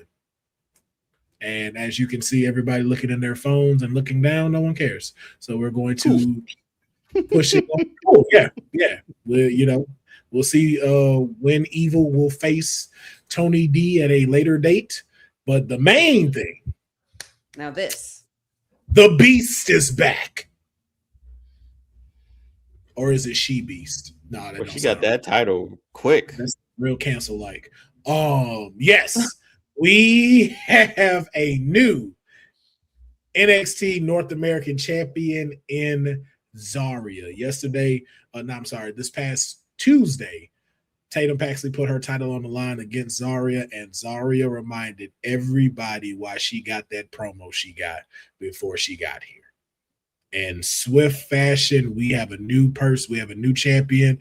The plates are on the title, so this is not no fluke. They are completely invested into her from what it seems like. But I want to get y'all thoughts real quick on Zaria winning. Only thing I really want to know is, we know it was deserving. We're glad to see it and it being paid off. But now that she's champ, here is my question. Who is the person that should challenge her for this title? How do you keep this momentum going? Who does she need to be able to keep this going? And to just throw that out there, does it need to be a person?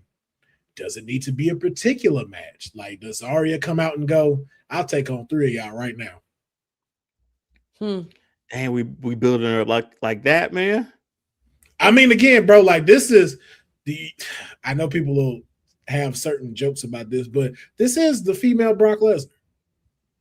Essentially, that's what they're gonna book her as. She's gonna be the mountain that everybody else needs to climb, not the other way around. This isn't.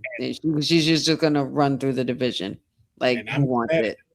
I'm not mad at it. My pick for this, I think her first challenger should be Lizzie Rain. You think so already? Yep, her versus Lizzie Rain. Sickening. Mine kind of rhymes, but it's not going to be Lizzie Rain. I was thinking Izzy Dame. You going to drop her from the NXT title back to North? Who? And we're talking Izzy's going for the main title now. Yeah, Izzy been eyeing Lola for the last couple of months. That's true. No, actually, no, I don't do that. No. And we're talking like rivalry, right? Rivalry or just next up? It's up to you. It's up to you. What do you, I don't want to put Lizzie Rain in that situation this early, man. You know what I mean? Lizzie Rain does not get hurt if she take a L to Zaria. I'm telling you that. Then I know it won't hurt her, but it's like, man, I don't want to lose either. Man, let's have He's some gonna fun. have to lose eventually, Mr. 79 and 179 and 0. That's never happening again, sir. Anyway, I don't want to see her to lose. I would You think say, Nikita Lyons would be a good? Oh, sorry, honey. I'm sorry. Oh no, go ahead. No, I was like Nikita Lyons. You think that would be? I mean, that'd be good for a great squash match. Formidable. Yeah, I thought so. Yeah, I'm always looking. No, as a match, yes. If you're talking about as a rivalry, no. As a I'm match, always looking at the roster when we do this just to make sure. I'm also thinking let's make it more fun and keep capitalizing more on that TNA partnership. I was thinking somebody like Rosemary come through. I can see that. I'm thinking of Indy Hartwell. Work. It's Like, so great to get her back. I can see that as a rivalry. Yeah. Like, if you bring back Indy Hartwell, you better make sure she's on there a couple of times. Yeah, man, this is interesting. Like, they really took a lot of people from this call up, didn't they? We are restarting. Now, another one I could throw out there, Callie Armstrong. Yes, absolutely. Yeah, you don't think she's too, like a better term, green? I've seen her in the ring. I don't know why they're not pushing her more now. I don't get why Kendall Gray keep getting all this pushes and Callie not. Jada? Saying that. I'm off that train, man. Okay, I just had to ask. I just wanted to see where we were. I just wanted to see where we were. I just had to ask. I don't know what's going on with her. Like, I don't want what's happening with her to come into the same atmosphere of what Zaria is doing right now. Okay. Lizzie Ray might be the best one. Like just looking at this roster, that might be the best pick. Now, unless she go after like Lola right now, but Josh gave the best one. That was the one I was thinking of why I asked that question like that. He said do a gauntlet match and see which person can pop up with her. And then that'll set up. He's not another freaking gauntlet. Hey, with Zaria though, Spirit and F5 and everybody, I'll take that. Okay, so, a real quick side mission. The gauntlet I tried to do on 2K, hardest thing I've ever had to do on 2K in my life. We're not doing this with you. We're in an hour and 37 minutes. I'm not finna go off these rails with you. How far did y'all get though? Just let me know. How far did y'all get? I got to 12 before I lost. Showcase? No. You can do the gauntlet or the showcase. I chose to do the gauntlet first. Oh, I ain't even stepped in showcase to do the gauntlet. I did showcase. I'm not even done yet. Yeah, because you can unlock if you finish the gauntlet, you win 20 matches in a row. Through a gauntlet, you unlock everything. So you don't need to go through showcase. I kind of like doing it. But who you got to play with? You got to play with Punk? You got to play with CM Punk. I'm not doing that. On the gauntlet? Yeah, I made it to 12. On the showcase, you get to play as other people too. Yeah, I'd rather do the showcase in that case. I was like, I want it all, man. I don't like Punk's moveset. Like, and I couldn't take all of that. Like, I will say, side note, with all the people that I could play as on the showcase against Punk, I was that person to beat Punk because I can't stand Punk's moveset on the game either. I hate his moveset. Like, it's atrocious. All right. Ain't that bad. No, that's like, and I'm not saying that like towards him, but it's like there's a certain way I play with these characters, the way you learn grooves on it, and his is just so like it's off, and it's like because it's CM Punk was created better to play against than to play with. That's what I've noticed. Yeah, like it's great when you play against him because it gives you a chance to really be in the match and stuff like that. But playing as him, I'm just like. Yeah, I don't know who's ever gonna beat. If somebody's beat that gauntlet, I would love to know because I'm sure it is. Honestly, if I do it, I probably could beat it. Will, I'm telling you, man, you and I are veteran players. I get it. I felt the same way going in, baby. I was like, I'm gonna like everything. Boy, you get down one. I did the Super Cena one and beat it. First try. This is different. This is different. Dion. Trust me. Try to play it. This is different. Wait. Do you lose your energy and have to maintain that same energy in the gauntlet match? It's one bar, man. It's one bar. No, that's different. Yeah. And it'll build back up. It'll build back up. That adrenaline specials they got where they get the purple bar. Ooh, no, that's Will. I made it 12 and I was exhausted, man. I was like, I ain't trying this ever again. I went straight to the showcase. First match was against JBL. I was like, let's do this. I think that's the point, though. I think it's the point that they do that, so you do have to go through it. Cause yeah, man, that stunk. Okay, one bar at 15? Nah. You have to be 20. Nah, that's what I'm saying. But like by 15, like it's like, okay, this dude's essentially dead. Like, why am I using like Punk ain't finna do this? Like, what now? Just all bruised up, man. All bruised up. Like red all over, busted, bloody. Like, man, you for real leaning down now and picking them up. Like, it's real happening that way. This is the first time I scooted to the edge of the couch in a long time for a 2K game, man. You know what I mean? where you got to hit the stand up, where you got to. I got to kick out, man. That was me kicking out every time. Yeah, whenever a dude got to stand up to play the game, we've gone too far. We've gone way too far.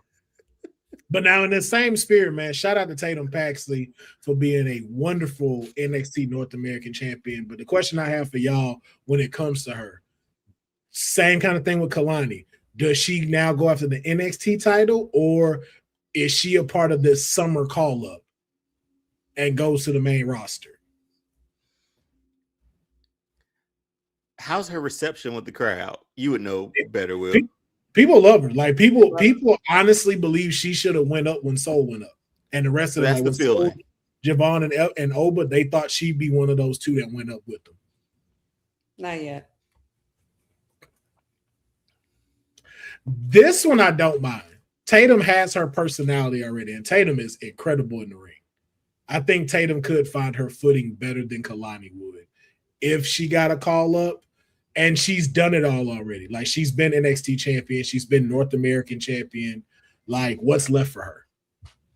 And look at her character, too. I don't think there's anything like her on the main roster. So especially Alexa not doing it no more either. She can shine with that. She can shine with that. Oh, Lord. What you got, Faction Killer? Why you not feeling it? I don't know. Did we really see, like, I don't know what it is about. I feel like they don't really take advantage of the women's side with the NXT and TNA partnership as much as they do with the men's.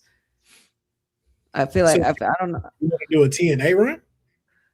I don't see why not for her. I just feel like there's just something else missing for me personally with Tatum Paxley. She, like, I try to catch on to her, but I can't. Like, I'm not fully convinced about her moving up, and I feel like honestly TKO is going to ruin her gimmick. So that's why okay. Now I get it. I understand. That's understandable too. They ruined the Wyatts, and so she don't believe in nothing of these types no more. That's what that is. I mean, I get only the Wyatts. They ruined the Wyatts and Alistair and Zelina all on the weekend of my birthday. There was that talk about weird characters and stuff, right? Weird and spooky characters or whatever. Yeah. But she's a little bit more than that, I feel like, I think she found her perfect mix. Like, she really is like another Alexa. Like, I don't think because again, too, like, she can do what she's doing now and don't necessarily have to go to the dollhouse gimmick or anything else. But there's a lot that she's done that can come with that. Like, again, she's the first woman to be in a women's casket match. Like, that was the first time in history women have been in a casket match. The playground match, like, she shines on there. Like, I will always tell people, go back and watch Tatum Paxley versus Roxanne Perez at Halloween Havoc. In a playground match. They were incredible. So that's why I say with a Tatum, I know she hasn't been like a full spotlighter, but she really is kind of like the Bailey of her class that she came in with. Like, she's accomplished everything. So that's why I'm like, too, like, and even like personality wise, there's something to behold her there if she went to SmackDown. Because honestly, too, I know we keep like pairing them and stuff like that, but this would be the perfect time where you have her and Blake Monroe become a tag team and go after the women's titles. If you just want to keep them protected and not have to worry about like when are they going to get individual shots or belts. But there's a lot there. There's a lot there for Tatum. But I can understand your restriction of it or your hesitation of it when it comes to her. And how the receiver. So the one thing I would say is not fully bumping her up yet due to Javon Evans' route. Like, let people see her a little bit. Let people like give us a few favorites we've already talked about. Like, I would love to see her. And before Alexa got rid of it, though, I love to see the two of them run it back together. Which also still works because even though she don't have Lily no more, she don't really do the dolls no more either. So we both kind of see these two new advanced versions of both of them. So you kind of have those matches there. You have her stuff to run back with Blake Monroe, even to go up against a Mia Yim. So it's like she's needed way more than we're giving her credit for when it comes to the roster. It's my PTSD. Sorry, y'all. I know it is. As soon as she said, I just don't say it. I'm like, I know exactly why she said that because they let the Wyatts go and Alistair. Anything dark and spooky, she finna be like, no. I just don't trust TKO with it. That's all. I think she'll be fine. I think Tatum will be fine. But shout out to having such a great run. Hopefully, we see what transpires from it next with Tatum Paxley. But looking forward to seeing like what she does, man. I enjoy Tatum. Personality in the ring. She is so dope in the ring. And then we do move to SmackDown. Just a couple of things. Cody Rhodes versus Gunter. Who cares? Dion, your thoughts on this current rivalry with the WWE champion and Gunter? I mean, it's something to do, right? It's something to do, right? It's something to do. That's what he just said about his WWE champion. Oh my God, Dion, to do. I can't. Well, the other guy on the other show don't even travel with his belt. So don't bring the tribal chief into this. Just saying. This has nothing. Don't deflect, Dion. This has nothing to do. We want answers because you weren't. And why you gotta travel with your belt? Not everybody travels with their belt. So what's your point? All I'm saying. Anyway, back at least having that car with him. I don't know, man. And then we're rolling Sami Zayn into this thing too, which just grinds my gears even more. But it's like wanted Cody as champ. This is what you wanted. Yeah, that's what we got. Mm-hmm. And how you feel about it? And now you have things to do. Now you just have things to do. But you said too, Will, just looking at like that SmackDown roster too, and looking at the bracket for King of the Ring. Ain't they all Raw guys, man? Like, there's nobody over there that really whose fault is that, Dion? Has a good story with him. And whose fault is that? TKO, because we blame TKO for everything. That's who it is. That's absolutely right. You gave the right answer because it is TKO's fault. That is what I've been seeing with this and Cody Rhodes this entire time. The problem with it is definitely TKO. And like you said, just giving him something to do, because what I've noticed is that Cody thinks about us, but Cody doesn't get the final decision. Nope.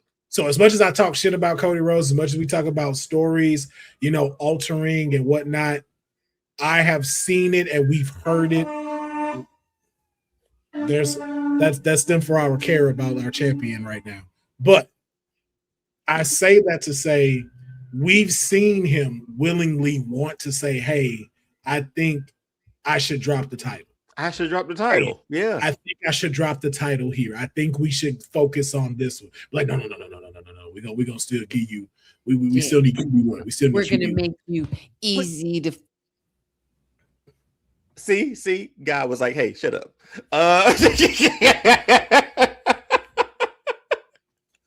You set that up. That was you. I don't know how he said it, but he did it perfect. Perfect execution. Just like when he throw it up and he catch the pin like this and shit. He had it. But I'm sorry I said shut up. Shut up, honey. I'm sorry. I apologize for that. No, you don't. That prime came out. I should have said, like, be quiet or something. I do not. But anyway, that prime time came out and feel like, shut up. Not tonight. I do not I am sorry. I truly am sorry. But I am. I feel really bad I said that. But with what were we? Cody and TKO, right? Yeah. Like he can still be QB1 without that title, man. Like he's Cody Rhodes. Like you can still sit him to do media and stuff like that. Can he be QB1 without the title? Can he be? I think so. He can still be a face without it. If we're gonna move this title around and get some different matchups, or let somebody else run with the title for a while he chases, or while he goes off and does something else, whatever that might be. But I think you hit it right on the head, Will, when you said like he has these thoughts that are best for us, but he's not the one that makes the final call. No, and that's the same. And he's a team, and he's a player, and he goes out there and does what he needs to do. Mm-hmm. So that's why I say, as much as we still will bash Cody Rhodes when we need to, but I think when we've talked about when it comes like with him or like the whole Becky Hogan thing, I'm just like, I don't think like, like how we used to talk about Hulk Hogan. It's not the same way like how it used to be. These are not the people who are making these decisions, but they're doing the best with what they can for the decisions that are being given to them. So it's like, this is what we're seeing with Cody Rhodes right now. It's like, we don't want this no more. We want a new champion. We want to see Cody do a chase. We want to see something else. But y'all are so hyped on going, whoa, we got to keep him champ. We got to keep him champ. But that's TKO too, man. They're like, again, they're playing, they're making sure they're hedging their bets. They're like, how can we make the money that we keep making? How can we do this? Get the eyeballs that we keep getting eyeballs for. Cody Rhodes and Roman Reigns have to be champions. Those have to be our top guys still. I'm sorry. I'm going to take Roman out of it. We'll just talk about Cody. So Cody, he's the guy. I just said I'll put Roman out of that and focus back on Cody. See, you too hot right now to just hear like the words that I'm saying. Me? Yeah. It's that New York heat that got you all discombobulated right now. Let's listen to what I'm saying, honey. Just listen to what I'm saying, okay? Okay. Hey, I'm feeling some real obsession vibes right now going on. All I'm saying. So I need to listen. I need to listen, huh? That's what I need to do. I was like, I'm being so rude, honey. I apologize. I really do. Do you guys remember where we were last year with Cody Rhodes at around this very time? Do you know that around this time Cody did not have the damn title because he had lost it to John Cena in WrestleMania? And we remember just before that time we were saying the same thing. We're getting tired of this shit. So we had a nice little summer of Cody without a title, which was nice and fun because he was on the chase again. And then he got it back for SummerSlam. I think that's what we need to look forward to. I'm sick of this man with his belt. And I'm tired of your shit, Dion. I'm sick of Roman with this belt. Nobody's sick of Roman with the belt. Nobody's getting a title shot with that guy with that title. I'm sick of Roman with the belt. And that don't even have to do with Roman. That again has to do with TKO. You've made Raw too predictable. That's why I don't want to see. You make wrestling too predictable. You make WWE just Monday Night Raw. Because again, like a curveball with Cody could happen. Like Gunter could beat Cody and get that title.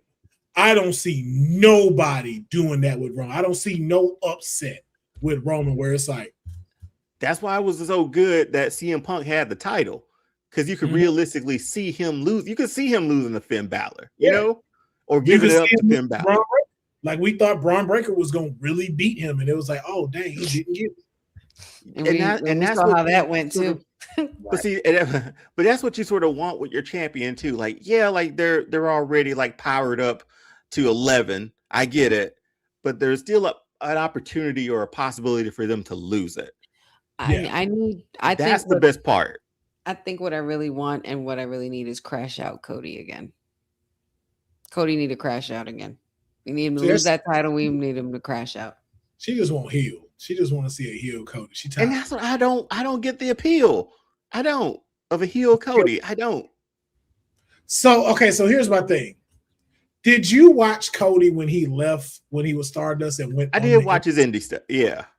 So do you remember when he was heel back then? Yeah, he went over to Impact and did the heel stuff too. I'm aware. Did you see his Bullet Club Japan heel run? Here and there. Now I can't say I saw it fully. That's why. It's the same. Yeah, it's the same thing like Mayer missing the broken era of TNA. You have to see him. Yeah, you have to see him in Japan. Black leather jacket with the skulls on there and the guns. That's why she want to see that crash out with him in Japan was no joke. He was he was like MJF before MJF.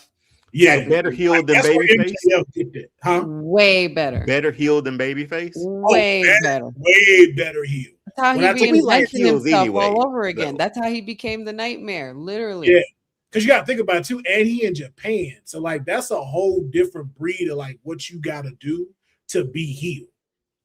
That was like his version of the demon, like Finn Balor's demon. Like, and you got to remember, like to take over after AJ Styles started it. That's big shoes to fill, and he feel. And this is way before you get your Prince Devitt era. So it's like that's why I see like why a lot of folks want to see like the Homelander version of him. We know it's there. Yeah, but it's also too though it has to be the right build up, and I say the only way you have that happens is he has to turn heel against Randy. Like it has to be him that brings that out of him. No one else can bring it out of him. It has to be against who? Randy. It has to be against Randy Orton. It has to be Randy that takes him to that place to hear the voices.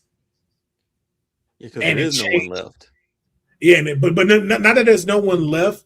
There's no one viable enough to do it to make him turn.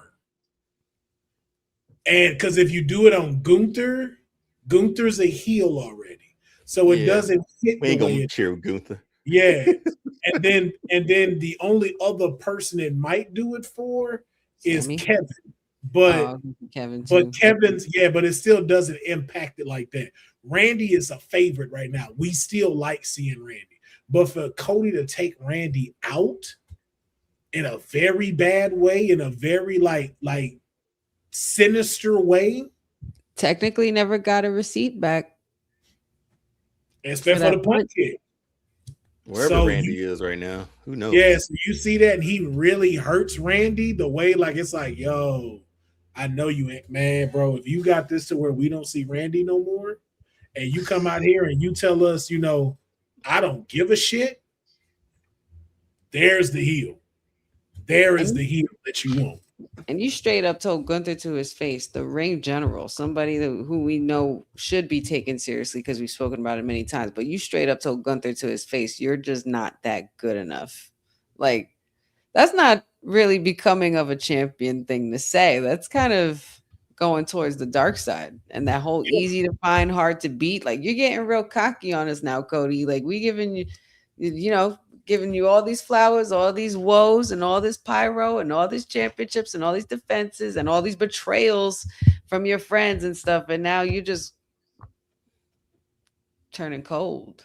But I will say this, man, give me the new Bullet Club. Cody Rhodes, Finn Balor, Ricky Saints, Royce Keys, Ethan Page. Bullet Club. Bullet Club. Boy, you can't tell me that against the bloodline. All right. Now we got something. That's war games right there. That's war games for real.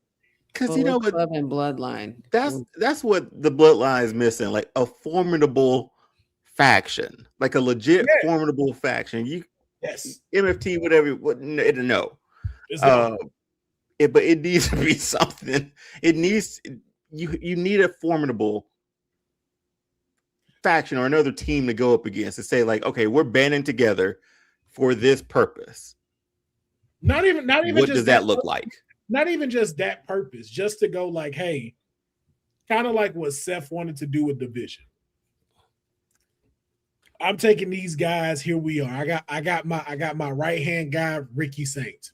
We got the best in the business, the number 1 draft pick to SmackDown, Carmelo Hayes.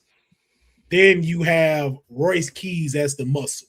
That's 4 of them. You ain't got to worry about Ethan for right now. But you bring in a Royce Keys, and then you got the whole Nation of Domination slightly with you as Owen Hart. What is it? Oh, you put faction killer ain't liking this at all. We over here building factions. Yeah. She was like, what year I'm gonna kill this off? No, I'm I feel like we run this till summer 2020. I said I did say that's a War Games though. Like it is. So after November is where it's let's go ahead and exit this out. Let's go ahead and take this Wood Club faction over. Add it to the shirt. But we'll see what happens. Here's the Reaper. Here's the Reaper. Cody Rhodes start hearing them saxophones. Hey, wait a minute. Wait. You can I watched it before. I know what's about to happen. Wait a minute. You Mr. Rhodes, I don't feel so good. Watched Boys in the Hood when it was on Netflix. Because that's when I saw that. That's when I heard that saxophone come back into play, man, on everybody's videos. Like, come on, man. Ricky could have ran better than that. But anyway. Zigzag. That's why I was like, but we're not, nope. You're not going to do that deal. You're not going to get me off the rails. 2 hours in. Nope. Already 2 hours, y'all. Ricky Saints, Carmelo Hayes up against SmackDown. Nope. Phenomenal match between these two. Just want to definitely showcase that while we were on here. As we've already talked about, Big Mommy Cool has advanced in the Queen of the Ring tournament, and we're hoping to see Queen Raquel advance. Then we had another faction get killed. Not my doing. Not my doing. This was definitely your doing. I've been remember you talking about Kiana James need to go solo. Because Giulia needed to too. How was we gonna take them seriously? Another faction. God. They're not even a faction. Hey man, if it's a duo, I don't care. It's a faction. It's the start of a faction. I feel like factions are 3 and more. Those are tag teams. Those are tag teams. It has the potential to be it. It has the potential. Someone else could get added into it and make it. You just don't like groups. Yeah. How? Group killer. Hello, what are we talking about right now? Bloodline. What are y'all saying right now? Honey. What are y'all saying right now? Do we have to rewind and put up a replay of your face when we were talking about Bloodline 4.0? You know you was that. You don't like groups. It's cool. Original Bloodline. Oh my goodness. It's okay. It's okay. Ever since they disrespect you with the Wyatts, it's been just loose for factions. We can't even talk about making one without it being another guy on that show. Well, you see what happened to Fraxium already, but don't even get me started. Fraxium back. Fraxium had an incredible. Fraxium went down to NXT again. Okay. New Day has done that. Street Profits has done that. And it ain't like tag team action is happening on SmackDown. So, right. What else they go to? Well, at least Damon Priest and R-Truth have matching gear now. Nobody asked for that. Nobody asked for that. Dude. Y'all talk about being a team, man. Y'all talk about being a team. Get me out of SmackDown, bro. I just want to highlight, man. We had a phenomenal tag team match between Charlotte, randomly my client Tiffany Stratton, versus Jade Cargill and Mia Yim. And the person that won is Mia Yim. She may not have gotten the pin, but I feel like she was the shining factor in this whole match. She was the highlight reel of that match. She was the highlight reel. Like she really stood out. I need her definitely get better ring gear. I don't know what this My Rise outfit she was wearing, but I definitely need her.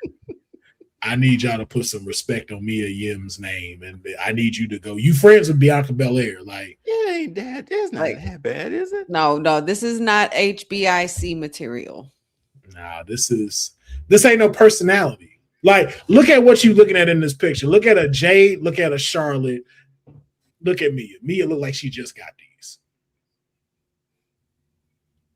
Ain't no design on them. Ain't no flair to them. No pun intended. But it's just very basic, and I need them to do better when it comes to Mia Yim.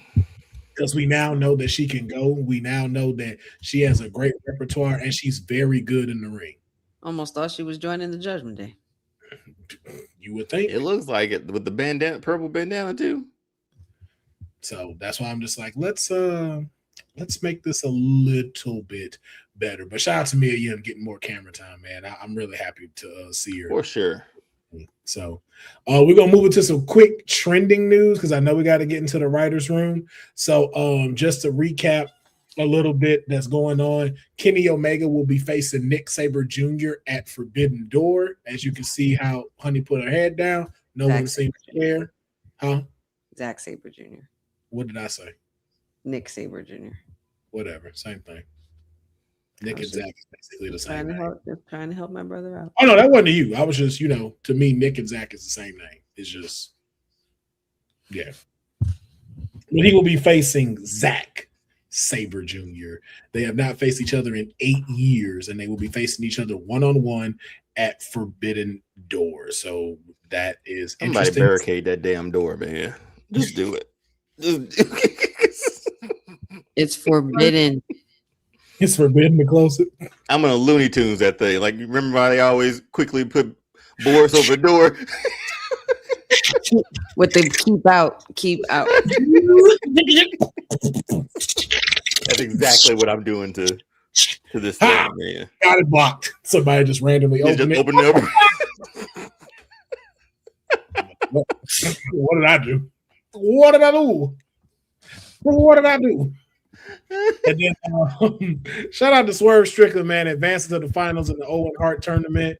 I think all of us can say for ourselves we would love to see another era of Swerve as the AEW champion. So congratulations to him. We'll see who he meets in the finals very soon as they continue along with this tournament.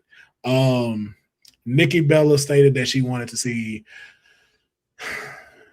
she would like to face Liv Morgan and Rhea Ripley before she says goodbye. To WWE.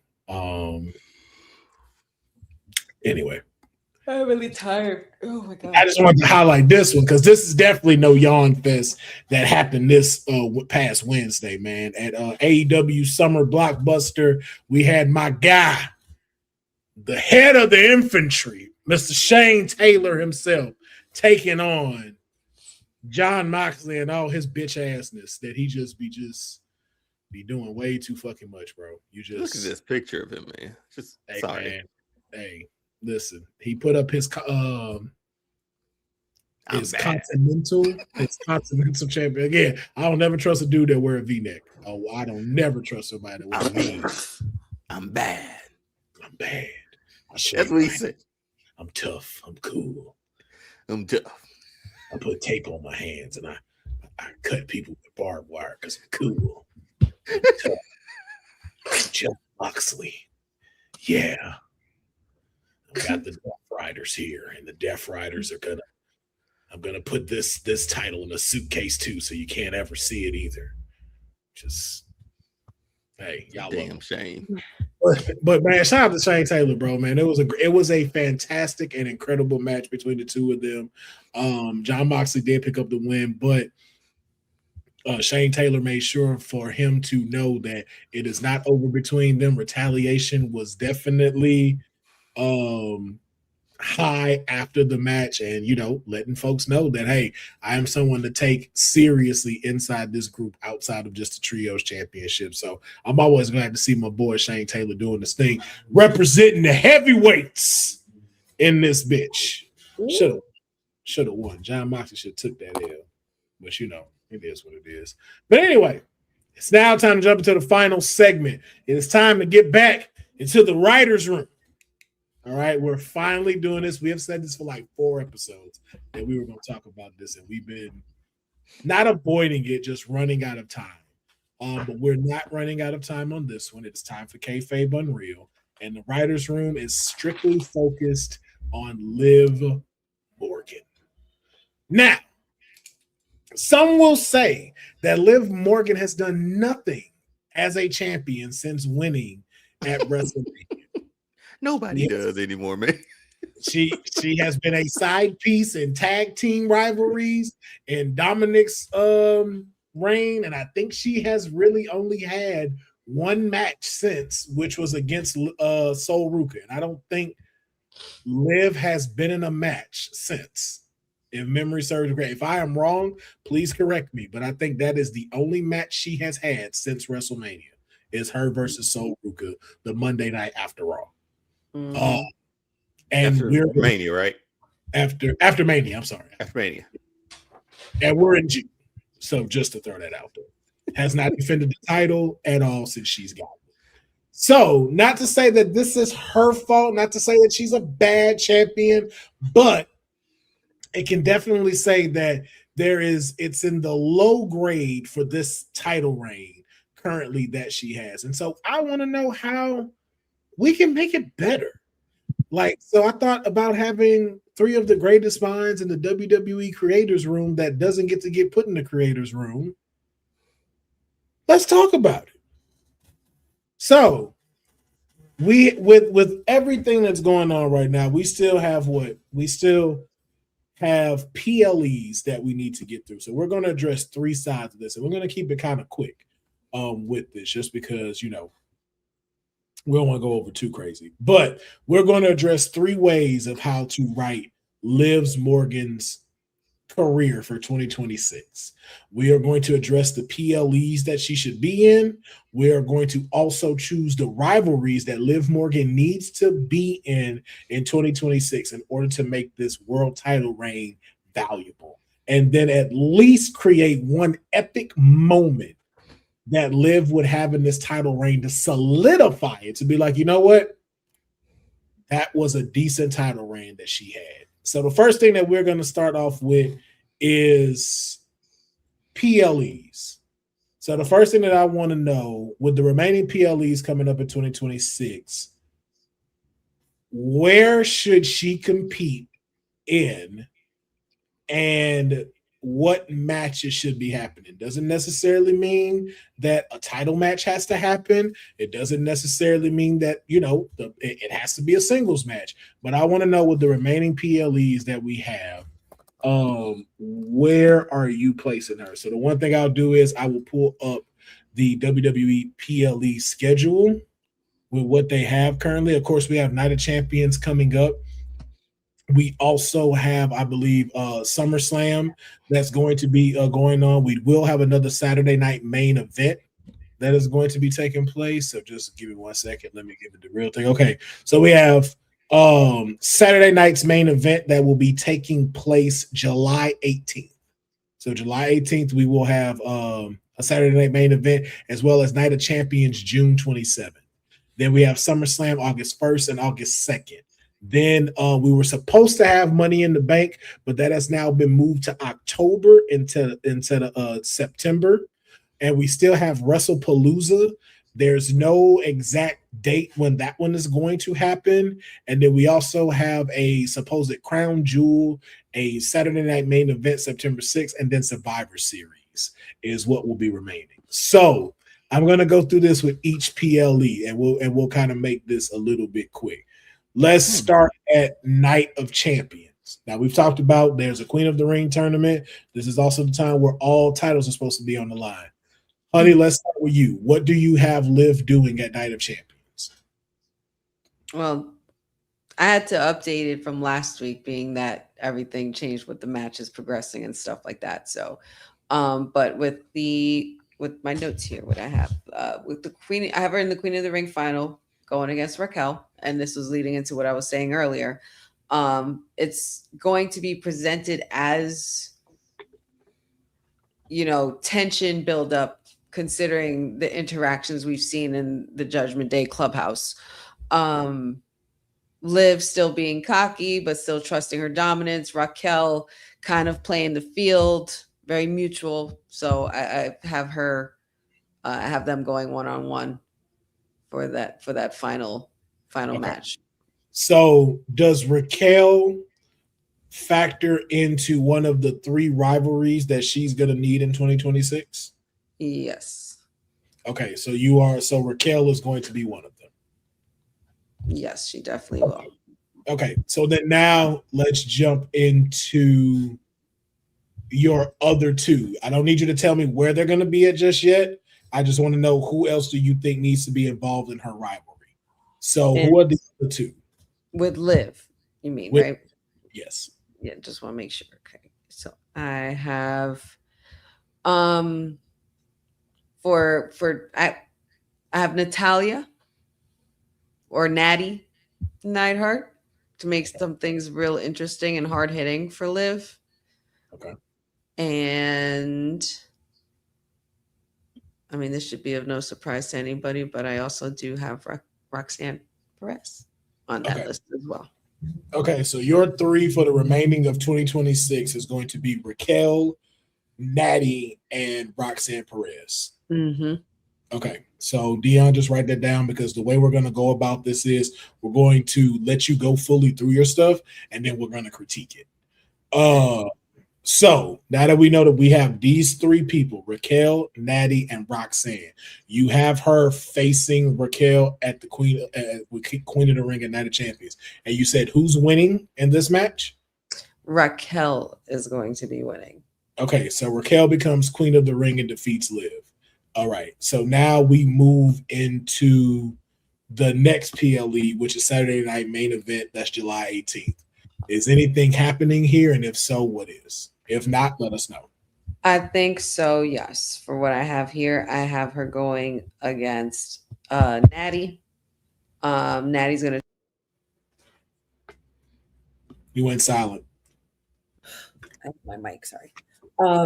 Natalya's going to try to capitalize on Liv's emotional instability due to the fact that Raquel, what I have written down is that Raquel is going to betray her after she beats her. Say that one more time. Natalya's going to try to capitalize on Liv's emotional instability from being betrayed, from what I have booked here, because what I plan to do is have Raquel beat her, and not only beat her, but also betray her as well, like completely, like, do. Well, how is the betrayal going to happen? Like, what is the betrayal? Well, because it's supposed to, how I have it presented as like friendly competition, even though there is some tension, and Liv Morgan is, being cocky, being playful, and, thinking nothing of it. But Raquel actually has intention behind it, and she has a plan the whole time, because this is something that's been cooking up since January in my universe. So is that to be shown at Night of Champions? Yes. Okay, but how is that shown outside of just beating her?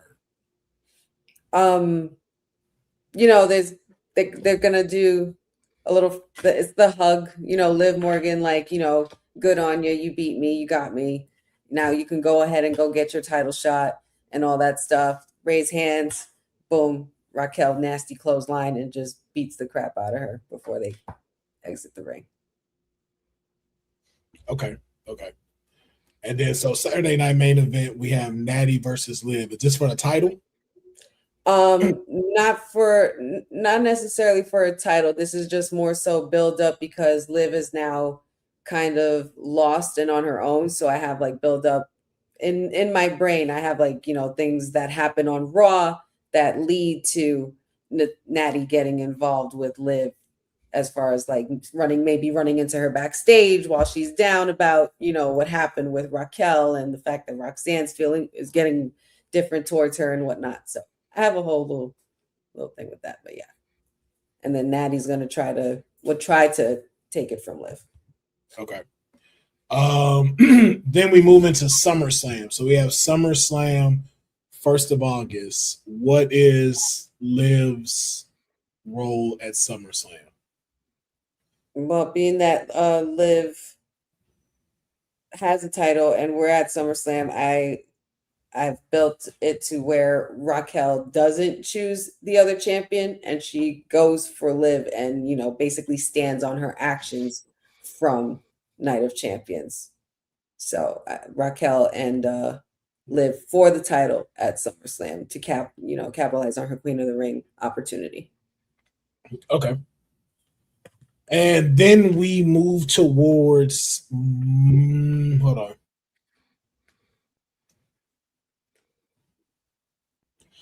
I'm going to throw WrestlePalooza. It's not confirmed, but we'll throw WrestlePalooza for September. So you have WrestlePalooza in September. I don't have any. Because I saw it was like WrestlePalooza or whatever that Sunday night thing is. That's for September, right? Yeah, I kind of don't have anything for Liv. That's fine. That's fine. So, okay, then we move into October, which is Money in the Bank.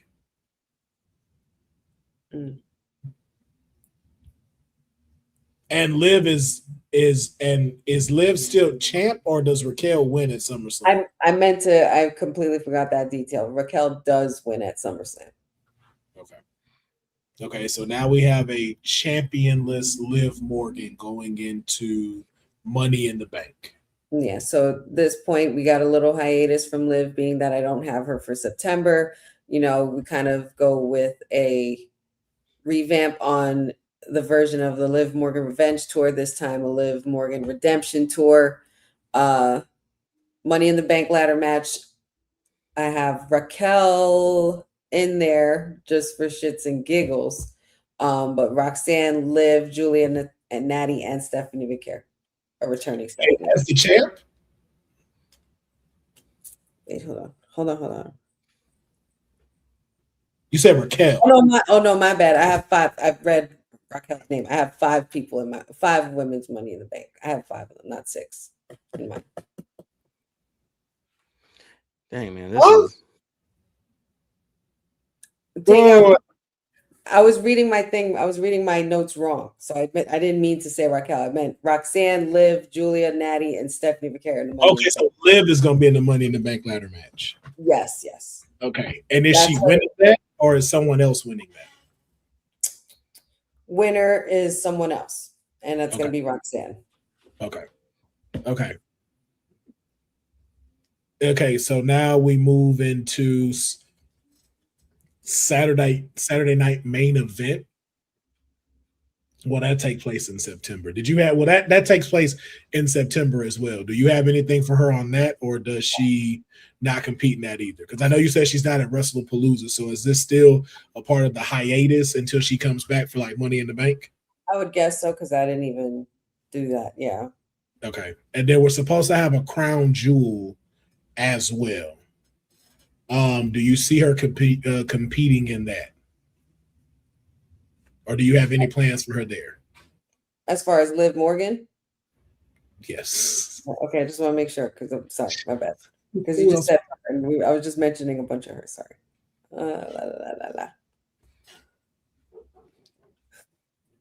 Where's my crown jewel? Where's my crown jewel? Oh no, I guess I don't have crown jewel in here. That's stupid. Okay. Right, I think all right. So then I went straight to Survivor Series. That's what I did.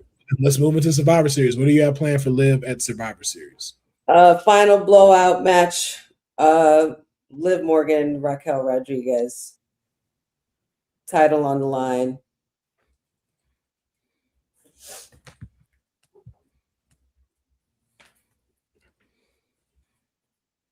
Oh, was that it? Yeah. Oh, okay. Who wins? I don't know if there was going to be anything else you were going to ask me. Sorry. Oh, yeah. Who wins? Oh, well, I'm giving it back to Liv. Okay. And then that is the last PLE they technically have. So, what is your epic moment Liv gets to close out 2026? Doesn't necessarily have to happen at the end of 2026, but what is a moment that you want to see her have in the remainder of 2026 that Liv needs?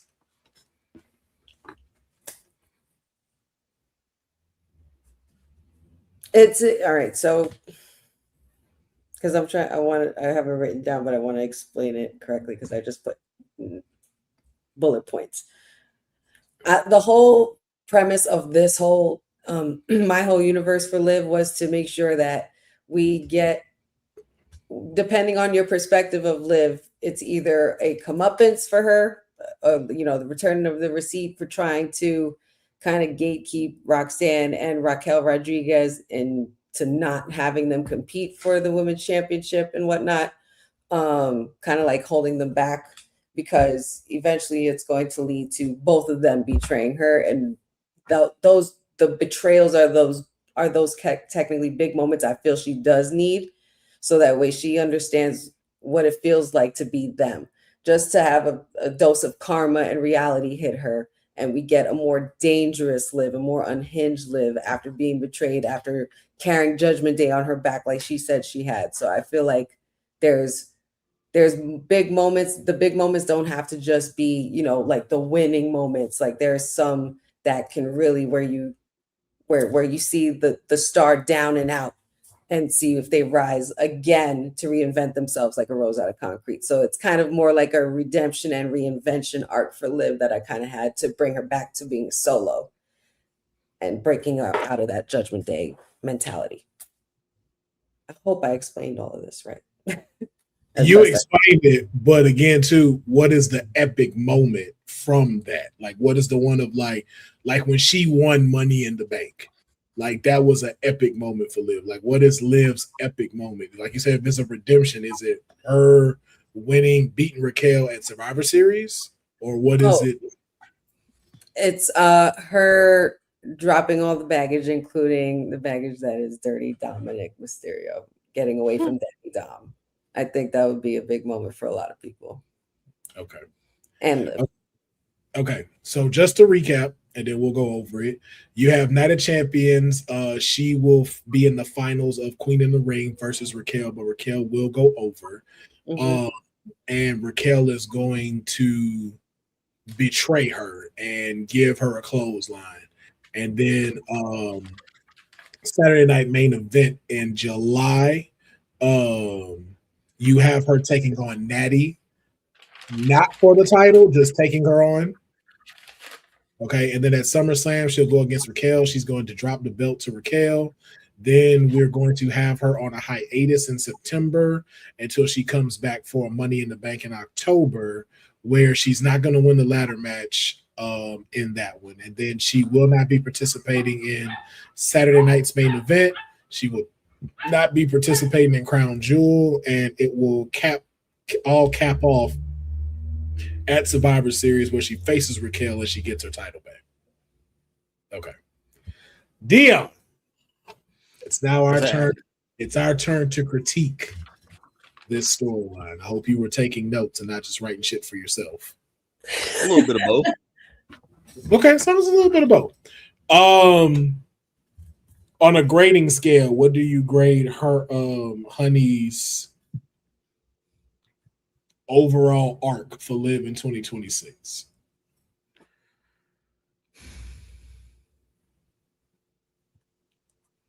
Let's go.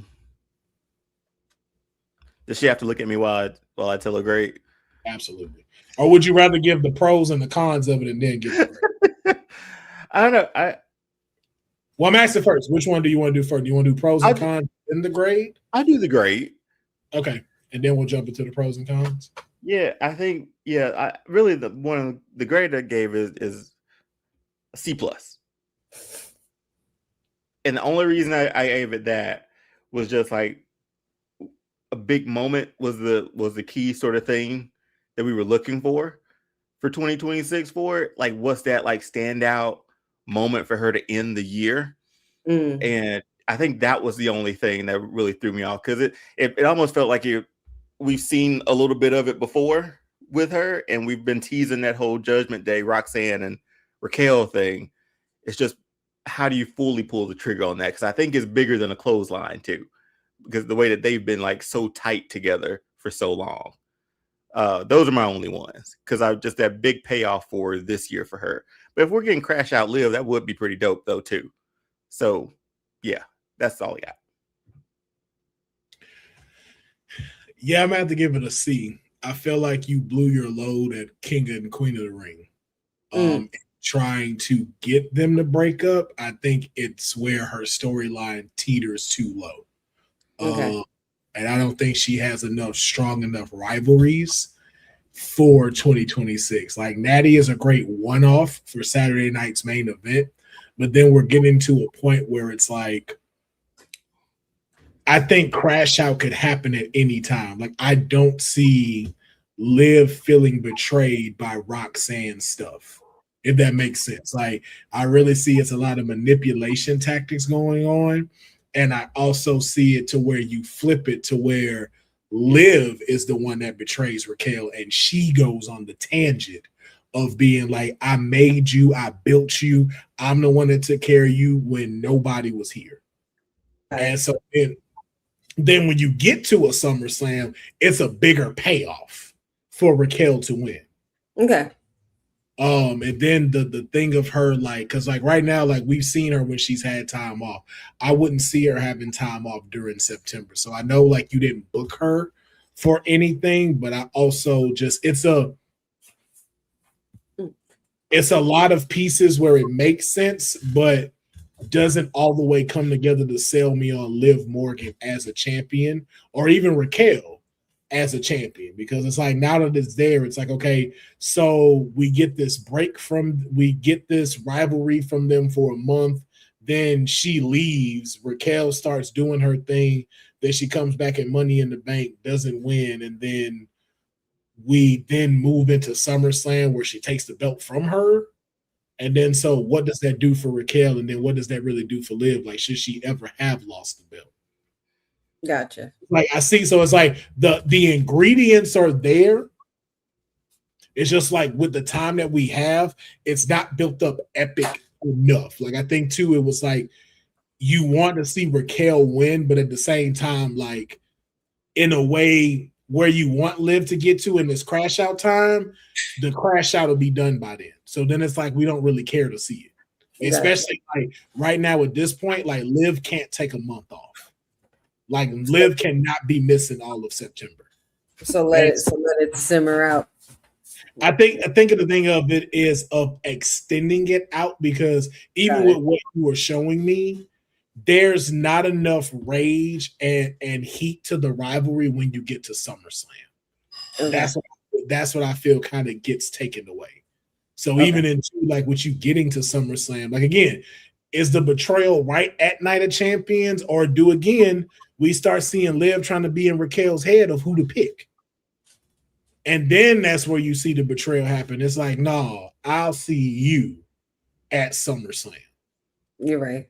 So that's what I think. I think like you're wanting this to happen so bad that you wanted it to capsize at Night of Champions, but then it starts to do this for the remainder of 2026. I like the idea of breaking them up. I'm not mad about that, but it's like, for how long they've been together, you're not giving it enough valuable time to make this an epic rivalry.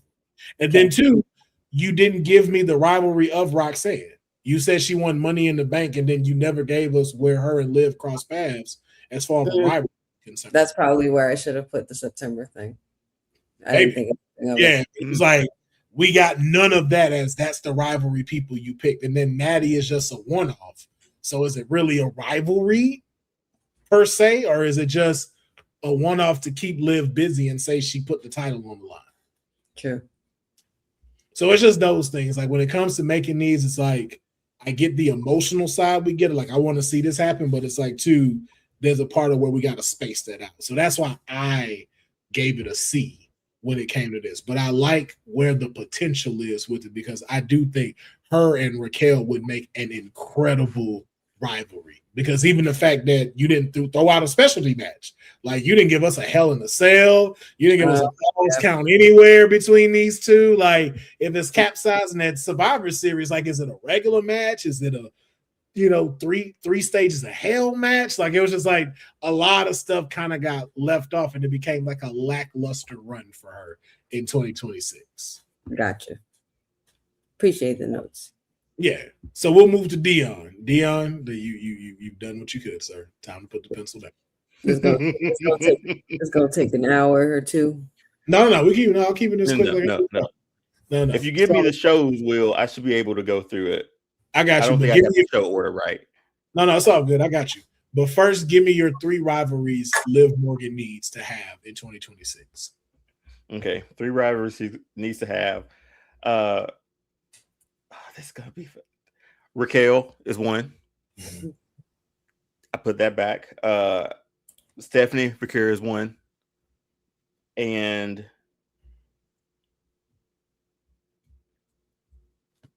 those are short-lived though.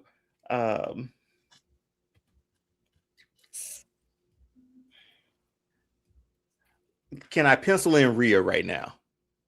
This is your shit. You do Let's pencil Rhea in. Okay. I wonder how many other pencil-ins he's gonna have by the end of this. You only do 3. You can't. Once we've started your run, them are your 3. Okay. The only way you can substitute something in is if it makes sense with your story. Okay.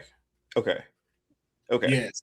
So it ain't no let me exchange this out and put this, but we're not doing that. No, you because you're gonna be like, well, no, I gotta take it back to because that's the path. That's the left to right. That's the left to right max situation I got right now. Yeah, and that's why when you present, you gotta have what you ready for, and what you sure. Let's just do it. Let's do it. I'll put Rhea there. Okay, Raquel, Rhea, who's a third one? And Stephanie Bakura. So we got Stephanie Bakura, Raquel Rodriguez, Rhea Ripley. So now we're at Night of Champions. We know she has gotten to the semifinals of the Queen of the Ring. What's happened at Night of Champions for Liv Morgan? I ain't gonna hold you, man. You helped me out a lot. I like this idea of going after another title, of winning Queen of the Ring and getting that championship. So I switched that. So she's winning Queen of the Ring that night. Okay, and so then we have Saturday night's main event in July. That's July 18th. Madison Square Garden. That's where it's at. Yep. I didn't have her match on there. And that's okay. So you don't have her. I don't have her there. I didn't know it was Madison MSG though. So okay. I don't have her. I don't have her doing it. Across the bridge for her. See how they don't come prepared. See how they don't be. Stop it. Go ahead. Keep going. You'll like the rest of it. I promise. SummerSlam. We got SummerSlam. What's happening with Liv? So SummerSlam, that is that Liv versus Rhea match for the for apparently Rhea's title, because it would only be Rhea's title. No, it'd be Rhea's. Yeah. Who goes over? So I got Stephanie running in and making her return, and costing Liv the championship against Rhea. Okay. Thus starting Stephanie and Liv's rivalry up again. Okay. So we have 2 potential timeline I got. So here we got 2 potential PLEs in there. It's Saturday night's main event, which would be at the State Farm Arena in Atlanta. 6, and then I would take it. No Mercy would most likely be later that month. Wait, No Mercy? I'm sorry, WrestlePalooza. I saw that. Okay. Okay. WrestlePalooza. So we got Saturday main event, WrestlePalooza in September. That's WrestlePalooza is where we get that Liv versus Stephanie Bakura match. Okay. WrestlePalooza. Damn. Okay. So Money in the Bank is in October. Money in the Bank is in October. Yeah. That's still before Survivor Series, right? Yes. Okay. And you have Crown Jewel in October. Okay. So most likely Money in the Bank first, then Crown Jewel. Okay. You said So, WrestlePalooza. You have her versus. Stephanie Vicker. Yeah. I thought so. I think And I'm like a little like Honey, like looking for that big moment, but it's another Any- timeline where she won both titles. Go ahead. anything with Saturday night's main event? In Atlanta, nah. Nothing for that one. Okay, so she doesn't compete in there. Okay. So now we move to October, which is most likely Money in the Bank. Anything going on with Liv then? Well, matter of fact, at WrestlePalooza, who wins? I'm sorry. Oh, I got Liv retaining. Okay, so Liv retains. So now we're going into Money in the Bank with Liv Morgan as champ. What's happening there?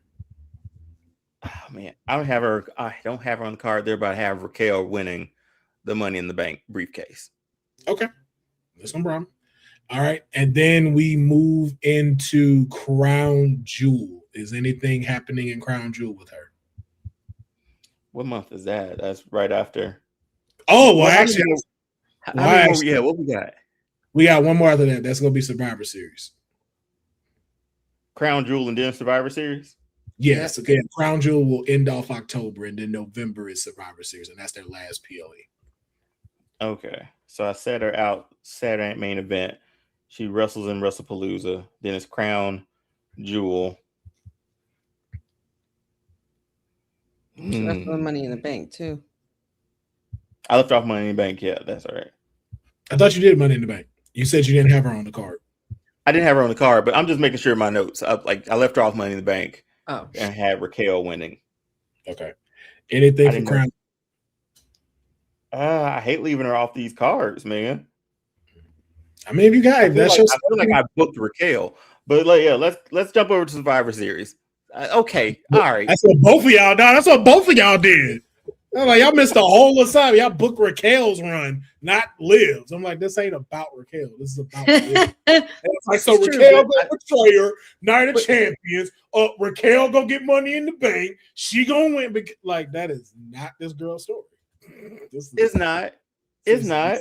This big mommy cool story. This is not the okay, but it's so integral to like her elevating someone else too through this. Understood. You know what? Write that down. That's my big moment of the thing. She's elevating other people through her time. Not him making up the moment on the spot like that. That's her moment right there. She's lifting up the younger team. You motherfucker. So there is a Survivor Series, a 5-on-5. I was still working on that, but I had her at the end, like the cash in happening right after War Games is over. Wow. Sickening.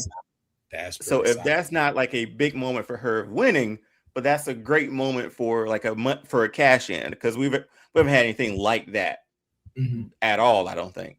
So that's that cash in. Survivor Series. Yeah. And that's where Raquel cashes in for there. Shouldn't there be one more pay-per-view for the month? The year? No, they don't have one in December. Oh, that's right, because they get off. They get off through that time. Yeah, and they go on vacation. The only PLE that happens is NXT Deadline. That's it. That's right. Deadline. Yeah. Jonah Jameson signs up for that. I think that's how I finish out Liv's year. I really wish I could have done something bigger. In another timeline, I had her winning both titles. No. That's it. No. But that's neither here nor there. Yeah, you give me your story. You give me don't try to tilt the judge's thoughts. Yeah, don't try to sway. But that's how the end of the year ends. Her on her back looking at the lights. Raquel over, pretty much taking away Judgment Day 2, probably. But that's been festering the whole time she had the briefcase too. Okay, so just to recap, Night of Champions, she beats Raquel, becomes Queen of the Ring.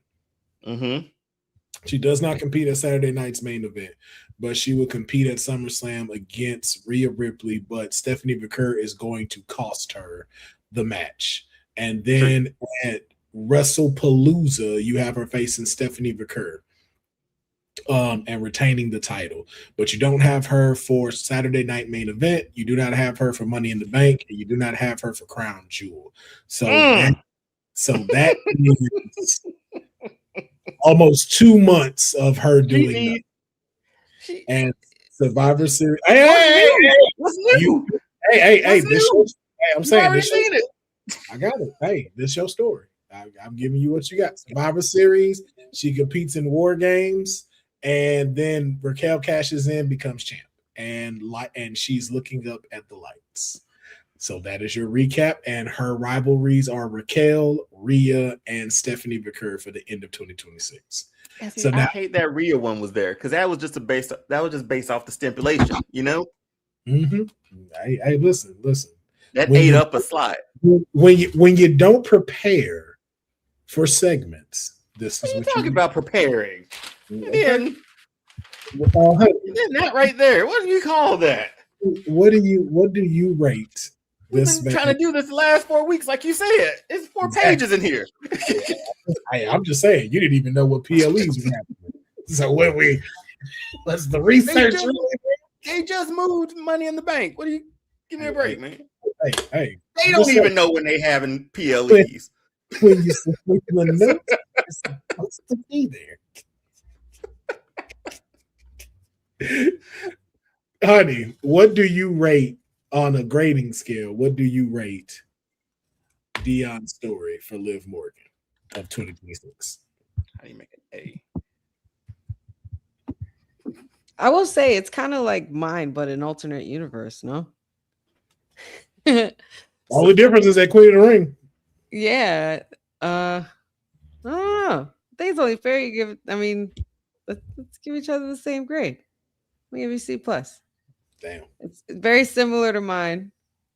I kind of want to see more as far as like there. I know there's Liv and Raquel, but I kind of wanted to see what also happens with Liv's journey with Dom.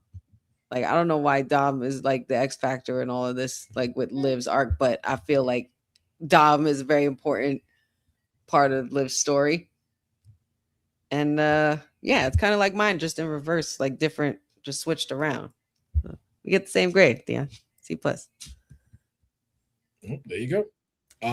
I too am hitting the C story. One, you did Rhea as a rivalry, and she only faced her once. So is it really a rivalry?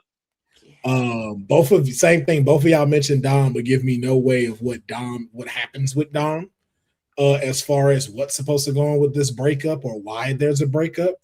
And then you go back again, same thing. There's another whole month and a half where we don't see Liv, so that's over 4 weeks of no storytelling. She just ain't wrestling. You see her.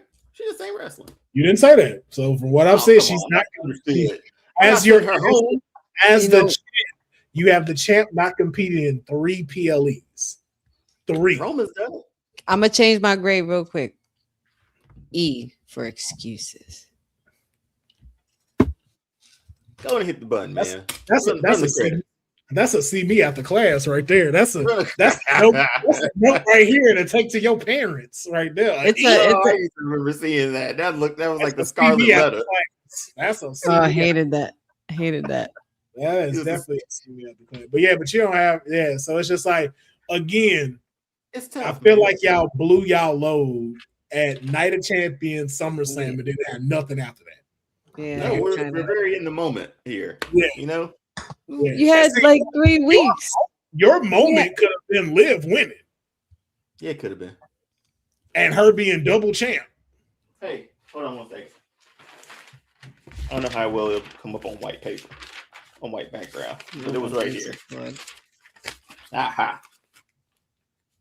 right there, where my arrow goes from. Crap, can't see it. Shoot. So like right here, this is my timeline I gave. This is my alternate where Liv wins, and then I had her going up against Jade for a loss, so we can get the title off of her. You really are the people's nightmare. The Money in the Bank. Just continuing to change the timeline. No, we got his original. We know what he gave. All right, that's what y'all got. So Should I give mine so y'all can feel better and grade me too? I feel fine. Oh, okay. I'm just asking. I took my grade on the chin. I know, but I'm saying, would you feel better if you were able to also critique me? I would love to know. Let's hear it. So then let's get into it. This is what I have. 4 weeks to work on it. Yeah, I did. Hopefully it shows when I say. I mean, we did work on it for like 3 weeks, and then you weren't here for one of those weeks, so right, plenty of time. I'm out the last Thursday this month too, but that's neither here nor there. We know. Another concert. No, he said it because he gotta go to Dragon Con. So like I already knew. Like Dragon Con's Labor Day weekend. This is Disney. Oh, he ditching us for Disney. You're not even gonna take us with you. I know. Wait, no, weren't we supposed to go? Weren't we supposed to talk? We talked about this. I think we talked about this about meeting up at Disney around this time. Yeah. Remember, we talked about this. We was like, yo, we should all meet up and go to Orlando. Why didn't we say that? Because the only reason I'm going down there is right. I do. Only reason I'm going down there is Emily. There's a cookie con is down there. No, so we're down there that weekend. We had this whole conversation because we wanted to hang out with each other. That was a while ago too. I forgot about that. That was a while ago. It was summer, and I'm like, and as soon as you said, I was like, yo, we were all talking about going together for that. But then, Trump likes inflation, and so here we are. So affordability is a hoax. Yep. So it really is. Here's what I have. I have Liv Morgan not advancing in Queen of the Ring. I have her being Stephanie McCurr returning during her semifinals match. And then you have Stephanie McCurr versus Liv Morgan at Night of Champions. And at Night of Champions, it's going to be a Falls Count Anywhere match for her and Liv Morgan. And Liv Morgan is going to come out on top as champion. Then we move into Saturday night's main event. And at Saturday night's main event in Madison Square Garden, it will be Liv Morgan defending her title against the man Becky Lynch at Madison Square Garden. And she will come out victorious. And then after that, at SummerSlam, is where we're going to get Liv Morgan versus Stephanie McCurr 2 at Hell in a Cell. And what's going to happen is Dom is going to interfere and Liv Morgan is going to retain her championship against her. Then we're going to move on to WrestlePalooza and Saturday night main event at WrestlePalooza. Saturday night at WrestlePalooza, Liv Morgan will face Nikki Bella for the world heavyweight title. And she's going to beat her. She's definitely going to beat her and win. Saturday night's main event for Atlanta. I didn't have her competing in anything going on at that time. For Money in the Bank, I had her competing. What did I say I had her competing against? Oh, I had her. What's my third person? Hold on. Money in the Bank. My third person I had her with. At Money in the Bank, it was supposed to be her versus Sol Ruka. Her versus Sol Ruka at Money in the Bank. But then I had Sunday's night, man. Yeah, technically, yeah.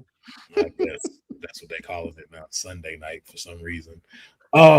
But I had her going up. At WrestlePalooza, I had her going up against Sol Ruka. But she beat Sol Ruka. And then we move into Money in the Bank. For this Money in the Bank, I'm with Dion. I have Raquel winning. Money in the Bank. And but Liv Morgan retains at WrestlePalooza. Then we get to dang it, I just had it. Say I need to be like Dion and write my notes instead of hey man, I never disagree with you on that. But yeah, then we have Money in the Bank, and I say Raquel wins Money in the Bank. But at Money in the Bank, though, Liv Morgan will defend her title against Roxanne Perez. She'll put her title on the line against Roxanne Perez. And if Roxanne loses, Roxanne has to leave Judgment Day. Oh, sorry, that ultimatum. Yeah. If she loses, she has to leave Judgment Day. I could totally see that too. But she wins. She's just champion and stays the usual, stays the course. No, she loses and Liv has to leave. This is a loser leaves Judgment Day match. Loser leaves Judgment Day. And loses their title. Lose everything. Mm-hmm. And then this right here, though, of course, Liv wins. Liv wins. She retains her title. And then we move into Crown Jewel, where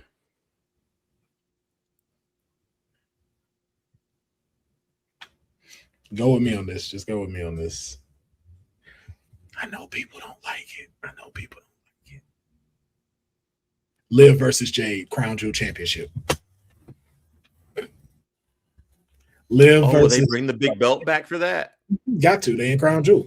Crown Jewel Championship. Liv Morgan versus the champion, Jade Cargill. Liv Morgan also would be didn't she? Oh no. Stephanie Vaquer won Crown Jewel. Huh. Liv would be going for a 2-time Crown Jewel Championship, basically. And she would be taking on Jade because Jade won Queen of the Ring twice, and she beats Rhea at SummerSlam. Remember, I didn't have Raquel winning. I had Jade Cargill winning. And that's a dope visual at the end of the year. Yeah. If Liv wins that with that title again. Yeah. But Liv is not gonna win. Jade is gonna win. Jade is gonna win Crown Jewel. And then we move into Survivor Series. And Survivor Series is where we have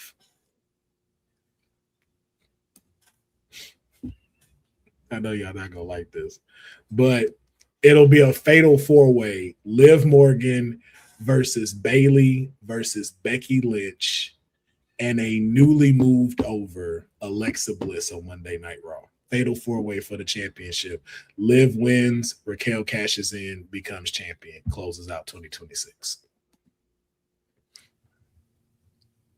What's Liv's big moment? Liv's big moment in 2026. Because I would have said that Crown Jewel Championship again, but yeah. Jade's taking that. No, her big moment. I'm sorry, her big moment is in Atlanta versus Paige. Paige and Liv for the title in Atlanta. Say that main event. In Atlanta. That's fun. Submission. What they do for that in a submission match. Ooh, we'll see a different side of Liv that way. She's never really been the submission specialist like that. Yep. And that is my run for them for Liv in 2026. So it's time for y'all. Solid B+. He's such a hater. He got so bad when we threw that C at him. B+. Average at best. There's a few I'd like to see, I guess. We talked about it. You know, not the greatest run, but you know, I'd watch a few of them, I guess.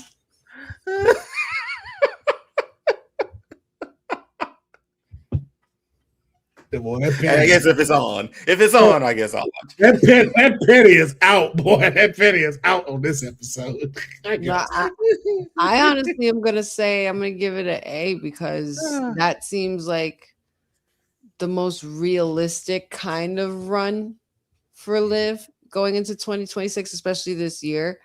I particularly like, especially the thought of putting her and Becky in Madison Square Garden and having her go over. I think that's huge. I think that could pass as a big moment for Liv on its own, without giving her Crown Jewel again or anything like that. But or going against Paige. But I really did like the big time versus Liv Morgan at the Garden. And plus, a lot of people forgot about their rivalry as well. Exactly. She was another that was another good rivalry before the Rhea thing, even too. So That's why I want that was really cool. That's a really cool nod back to the history of that rivalry. And what was the other thing? Oh yeah, no Dom. I'm like, come on, man. Where's our dirty Dom at? Are we supposed to be breaking this up? Like, Dom gonna always be right there. Like, y'all wanted to see Dom, bro. Like, I don't see why Dom would leave in 2026. That's why I didn't bring it up. Okay. Yeah. Like, I want to see where it's like a power couple type of thing. Like, I don't see it happening yet. Because if you think about it too, I didn't give a Judgment Day breakup. Gotcha. Yet. I didn't give that. I was gonna say, like, hypothetically, are you giving Dom the king of the ring, technically in this Liv Morgan run? In this story, yeah. Okay. I would love that. I stand by my grade A. Good job. Appreciate that. Also, too, I just made all of that up. I didn't write none of that down. I just made all that up. As you can see, no notes, no nothing. I just came off that with the top of my head. I didn't write shit down either. I feel like I worked so hard on mine for 2 weeks, and then I had to update my shit because of the brackets changing and shit. My picks changed. I had Chelsea Green up here and everything. Oh, here's the thing, though. I've always told you the reason why yours sometimes bottom out, you let your emotion get the best of you. I do. I definitely do. Yeah, so like the two fixations you had on your mind was break up the Judgment Day because I'm tired of seeing them, and Liv need to go on her back. Like that was all you had. So then it was like after that was it. So it was like even like her rivalries, because I was like, don't get me wrong, I like the Natty run, but I was like, Natty's very random for the world title, and it was like I could have done a little more with that. I could have put Natty more. Yeah, that could have went a little bit further. Like I think too, like I would have had that maybe post SummerSlam since you had her still holding the title. I think this would have been this just would have been easier if Chelsea won. I mean, anything is easier if we do that, right? Yes, Florida man, we do yap about WWE as you're seeing right now. And yeah, we will definitely get into that. You just got tuned in the next episode because we are 3 hours in, and we got to get out of here because people have things to do. right. It's time for a lot of us to GTS right now. So it's Dion's bedtime. It's Dion's bedtime. It's Dion's bedtime. It's late.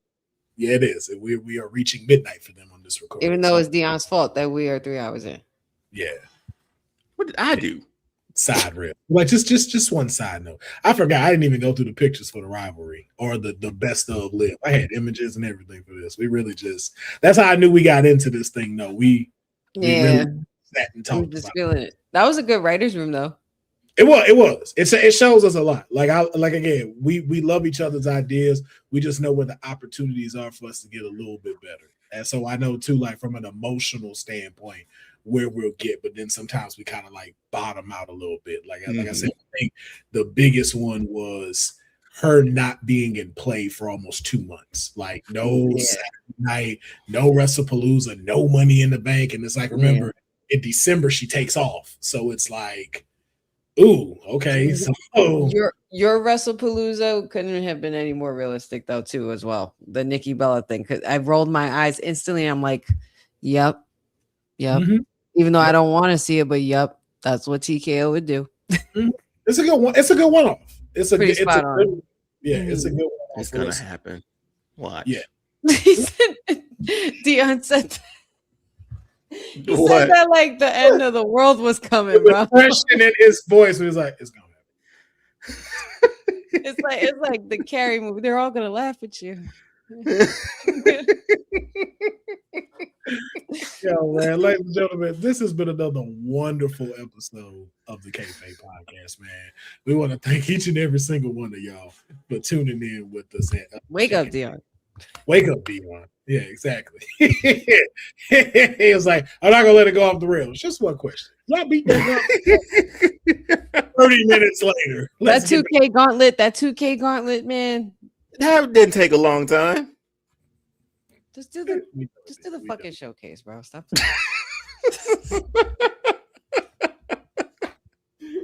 Man, thank you for tuning in, man. Make sure you like the video. Make sure you subscribe to the Arcade Tokens and the Will Ferrell YouTube channel. This is where you can always see Kayfabe. And if you did miss the live, you can always watch the video on demand that comes out the next day, as well as clips over on the Kayfabe Podcast social media. We have an Instagram, we have a Facebook.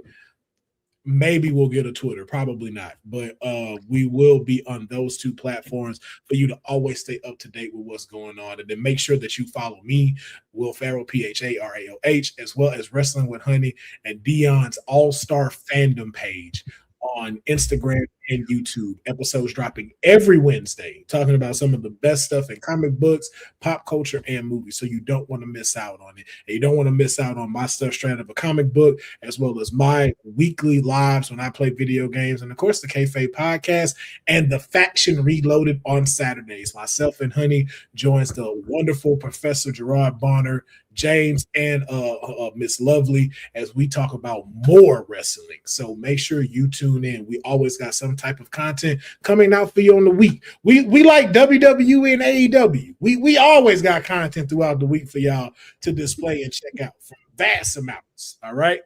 So on behalf of the greatest internet trio in the world, we bid you all a wonderful Thursday and a wonderful just right at the bottom. Have a great day.